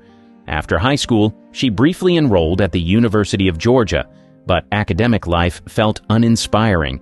Her mother, with her own modeling background, encouraged Kim to aim higher. Taking that advice, Kim packed her bags and moved to New York City. She signed with Ford Modeling Agency, a top-tier agency, and began her climb toward stardom. In the 1970s, Kim's face became a fixture in magazines and advertising campaigns. She was a natural, quickly becoming a standout in the cutthroat modeling industry. Still, she never saw modeling as her end game. It gave her confidence but wasn't her passion. Hollywood soon noticed. Her growing fame caught the eye of talent scouts, setting her on a course that would lead to acting stardom. Even before her headline-grabbing Playboy feature in 1983, Kim was already making waves. Modeling had given her a platform. Hollywood would let her soar, from runway to reel. Kim's modeling career eventually brought her to Los Angeles, where she aimed to break into acting. Balancing auditions with her modeling gigs, she worked tirelessly to make the transition. By the late 1970s, her persistence began to pay off. She snagged guest spots on popular TV shows, proving she wasn't just a pretty face. She was determined to succeed. One of her first roles came in Gemini Man, 1976, a short-lived sci-fi series. While the show didn't last, it gave Kim valuable on-camera experience. This led to appearances on other iconic series like Charlie's Angels and Macmillan and Wife. Though her parts were small, they gave her room to explore different characters and genres. Kim wasn't coasting on her looks. She was building her resume and learning the ropes. In 1977, Kim got her first major break with a recurring role in Dog and Cat. The gritty cop drama paired her with Lou Antonio and cast her as Officer J.Z. Kane, a tough yet relatable character. The show only lasted 6 episodes, but it marked a turning point. Critics started noticing her ability to balance strength and vulnerability on screen. For Kim, it was proof that she could hold her own as an actor, not just a model trying to act. Determined to grow, Kim enrolled in acting classes. She knew raw talent wasn't enough and approached the craft with discipline and focus. While juggling small roles and auditions, she dedicated herself to developing the skills she'd need to succeed in Hollywood. By the end of the decade, her efforts were paying off. Industry insiders began to see her as more than a model dabbling in acting. Her versatility and charisma caught attention, and she started gaining traction. Each role, no matter how small, added to her momentum. Stepping into stardom. Kim's big screen journey kicked off with Hard Country, 1981. She played Jody, a small-town woman longing for more than her blue-collar life could offer. It was a shift from the glamorous roles people might have expected, showing Kim's willingness to dig deeper. Jody's story resonated with viewers, and Kim brought a quiet intensity to the role that critics couldn't ignore. The film didn't rake in massive box office numbers, but it gave Kim something more valuable: credibility. Critics praised her performance for its mix of vulnerability and grit. This wasn't just another acting credit, it was a declaration. Kim wasn't just there to look pretty, she was there to act. Her portrayal hinted at a depth that set her apart from Hollywood's fresh faces. Next came Mother Lode, 1982, an adventure flick with Charlton Heston. Kim played Andrea Spaulding, a gutsy woman tangled in a dangerous gold hunt. The rugged Canadian wilderness provided the backdrop, but Kim's determination was the real standout. While the film didn't win over mainstream audiences, it was a crucial step in Kim's journey. Sharing the screen with Heston was no small feat, and she held her own, proving she could thrive in demanding roles. By now, casting directors were noticing. Kim had a knack for making her characters relatable. Jody's quiet ambitions and Andrea's toughness weren't just lines in a script. They felt real. Kim was carving a space as an actress who brought authenticity to her roles, not just glamour. The early 1980s became a training ground for Kim. Each project added to her momentum. She wasn't chasing instant fame, she was building something lasting. The combination of her on-screen presence and willingness to tackle challenging parts set her apart. These early roles weren't blockbusters, but they were stepping stones. Kim was establishing herself as more than just a model with acting aspirations. She was becoming a force to be reckoned with. It was only a matter of time before Hollywood took notice in a big way. A bonded breakthrough. Kim's career hit a major milestone in 1983 with Never Say Never Again. This wasn't just another James Bond movie. It was Sean Connery's return to the franchise after more than a decade. For Kim, the high-profile project was the perfect stage to showcase her talent to the world. In the film, Kim played Domino Petacci, a character caught in a web of intrigue and betrayal. Domino wasn't your typical Bond girl. She had layers. Resilient, intelligent, and emotionally driven, she stood out in a franchise often defined by surface-level portrayals of women. Kim brought the character to life with a mix of elegance and depth, proving she was more than just a pretty face. Sharing the screen with Connery was no easy feat. As one of cinema's most iconic Bonds, his presence was larger than life. Yet Kim matched his energy, creating undeniable chemistry that elevated their on-screen dynamic. Their scenes weren't just about glamour and action, they carried tension, emotion, and weight. Critics took notice, praising Kim for her ability to hold her own opposite such a towering figure. The film became a commercial hit, raking in over $160 million worldwide. For Kim, this wasn't just another role, it was a game changer. Audiences everywhere were captivated by her performance, and her portrayal of Domino became one of the franchise's most memorable. She wasn't just a Bond girl. She was the Bond woman of her era. This success marked a turning point in Kim's career. She was no longer just a model-turned-actress or a rising star with potential.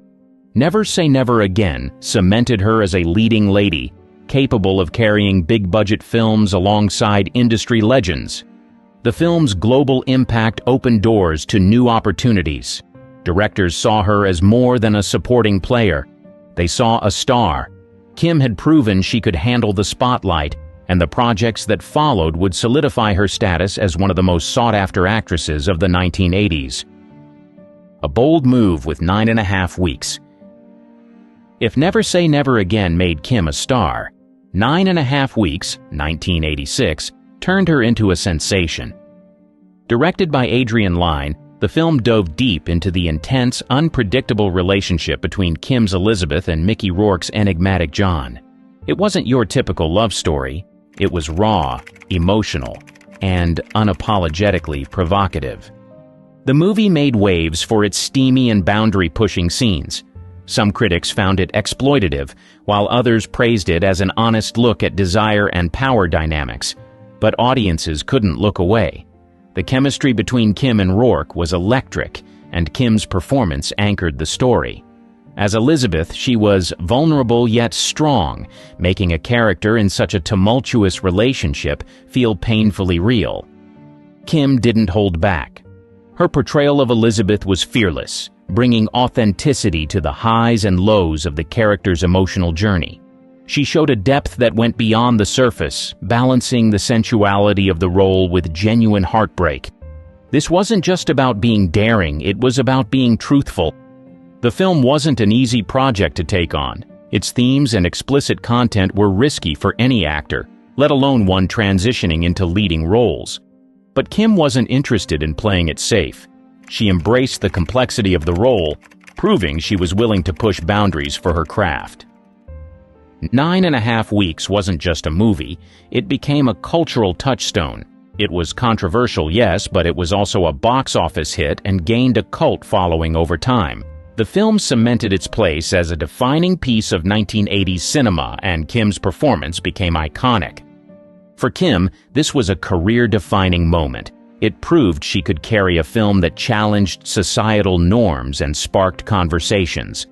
Her willingness to take risks, both emotionally and professionally, set her apart from the crowd. 9.5 weeks didn't just solidify her as a star, it showed the world she was fearless, versatile, and unforgettable. The glamour of Batman.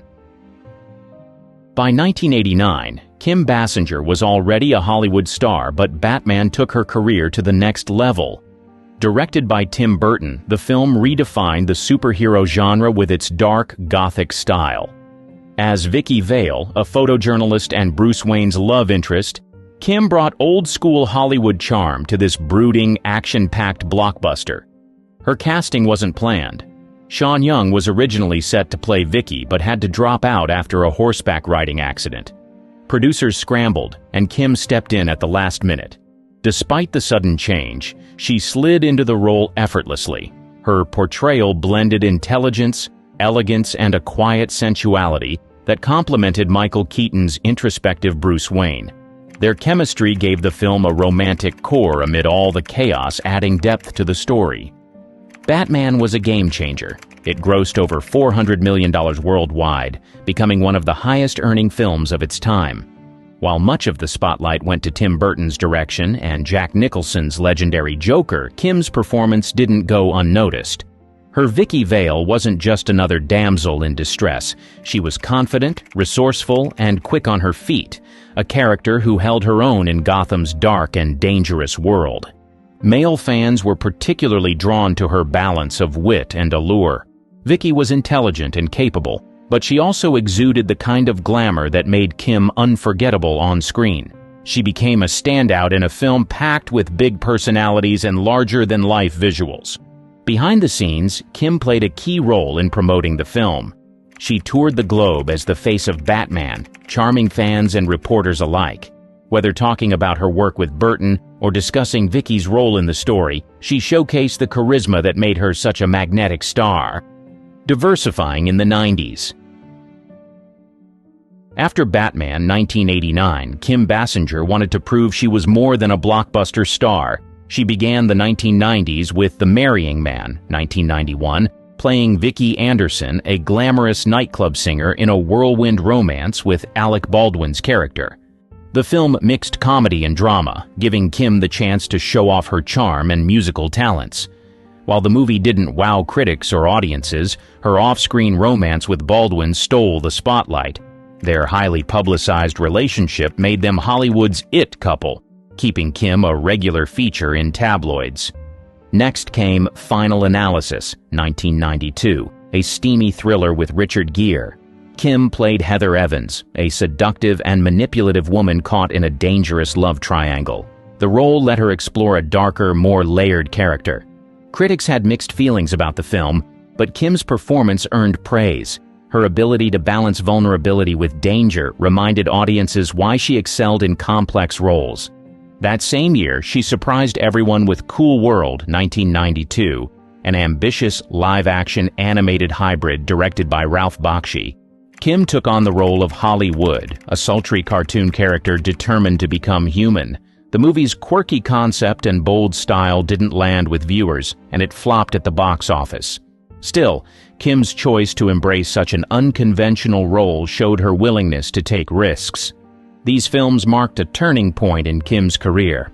She wasn't content to stick with safe roles. Instead, she chose projects that challenged her and defied expectations. Whether playing a femme fatale, a glamorous singer, or even a cartoon, Kim demonstrated her range and fearlessness. Not all the movies were hits, but Kim's presence always stood out. Male fans in particular admired her daring choices and undeniable allure. Her ability to balance glamour with depth kept audiences captivated, even when the scripts didn't. By the mid-1990s, Kim had established herself as an actress unafraid to push boundaries while remaining one of Hollywood's most magnetic stars. Career high with LA Confidential. In 1997, Kim Basinger reached a career milestone with LA Confidential. Directed by Curtis Hanson, the neo-noir thriller showcased her as Lynn Bracken, a high-class escort styled after 1940s star Veronica Lake. The role required a mix of vulnerability, resilience, and quiet strength, and Kim delivered a performance that cemented her place in Hollywood history. The film was both a critical and commercial triumph. Widely regarded as one of the best neo-noir films ever made, it earned 9 Academy Award nominations. Kim's portrayal of Lynn earned her the Oscar for Best Supporting Actress.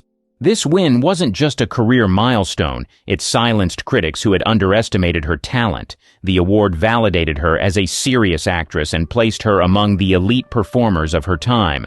Kim's take on Lynn Bracken was a masterclass in subtlety. Beneath Lynn's polished, glamorous exterior lay a woman hardened by her circumstances, but still longing for connection. Kim brought depth to the role, balancing Lynn's sophistication with an undercurrent of emotional pain. Her performance was understated yet powerful, drawing audiences into every moment. Her chemistry with co-stars Russell Crowe and Guy Pearce elevated the story. In her scenes with Crowe, who played the rough but tender detective Bud White, Kim added a layer of warmth that made their romance believable. Her interactions with Pearce, playing the ambitious detective Ed Exley, highlighted the film's exploration of ambition and corruption. LA Confidential wasn't just a hit, it transformed Kim's career. Audiences and industry insiders began to see her as more than a glamorous star. She was now recognized as a performer with the ability to tackle complex roles with depth and authenticity. For male fans, this new phase of her career only added to her appeal. She combined classic Hollywood beauty with the gravitas of a seasoned actress, proving she could command both the screen and the respect of her peers. LA Confidential marked Kim's evolution into a powerhouse performer, redefining her legacy and securing her place in Hollywood's pantheon. Challenges and resilience. The late 1990s weren't all red carpets and accolades for Kim Basinger. Despite her professional success, this period brought some heavy personal and financial challenges. One of the most publicized setbacks was her legal battle with Mainline Pictures over Boxing Helena, 1993. Kim had agreed to star in the controversial film, but later backed out, citing creative differences. The studio sued for breach of contract and won, with the court awarding over $8 million in damages. The verdict was a blow, forcing Kim to file for bankruptcy in 1993, a humbling moment in an otherwise glamorous career. Her financial troubles weren't her only stress. Kim's high-profile marriage to Alec Baldwin, starting in 1993, became tabloid gold. The couple's passionate but often volatile relationship kept them in the headlines. Their clashes and public spats painted a picture of a union under strain. Despite efforts to make it work, the marriage ended in divorce in 2002, capping nearly a decade of turbulence. Amid all this, Kim made a deliberate choice to step back from the spotlight. She focused on her daughter, Ireland, born in 1995. Motherhood became her priority, and Kim embraced a quieter life away from Hollywood's relentless demands. This decision gave her time to regroup and reflect, even if it meant fewer film roles. While her on-screen presence diminished, Kim's ability to weather these challenges earned her respect. Fans admired her resilience and saw her as more relatable than ever. She wasn't just a star anymore. She was a woman navigating the ups and downs of life with strength and grace. For male fans, Kim's allure only deepened during this time. Her poise amid adversity and her devotion to her family made her even more captivating. She became a symbol of perseverance, proving that even Hollywood icons have their struggles and their comebacks. Impactful return-to-film roles. The 2000s marked Kim Basinger's compelling return to the screen, showcasing her ability to adapt to complex, character-driven roles. In 8 Mile, 2002, she portrayed Stephanie Smith, the emotionally strained mother of Jimmy B. Rabbit Smith Jr., played by Eminem. This gritty drama was a sharp departure from the glamorous roles that had once defined her career. Stephanie was unpolished, grappling with poverty, broken relationships, and personal insecurities. Kim's raw and authentic performance resonated with audiences and critics alike, earning her acclaim for her ability to embody such a vulnerable yet resilient character. Kim's career trajectory in the following years demonstrated her preference for diverse and challenging roles. In The Door in the Floor, 2004, a drama based on John Irving's novel, she starred alongside Jeff Bridges, exploring themes of grief and marital tension. Her nuanced portrayal in this emotionally intense story further highlighted her depth as an actress. In The Nice Guys, 2016, Kim took on the role of Judith Kuttner, a manipulative and enigmatic character tied to a 1970s conspiracy. Despite limited screen time, her commanding presence added sophistication and intrigue to the film's chaotic, darkly comedic narrative. She seamlessly balanced cunning and poise, making a significant impact within the ensemble cast. Kim continued to embrace bold choices in 50 Shades Darker, 2017, playing Elena Lincoln, a key antagonist in the franchise's narrative. Elena's manipulative and morally ambiguous nature required a layered performance, which Kim delivered with precision. Her portrayal injected tension into the story, reminding viewers of her ability to dominate the screen even in ensemble-driven films.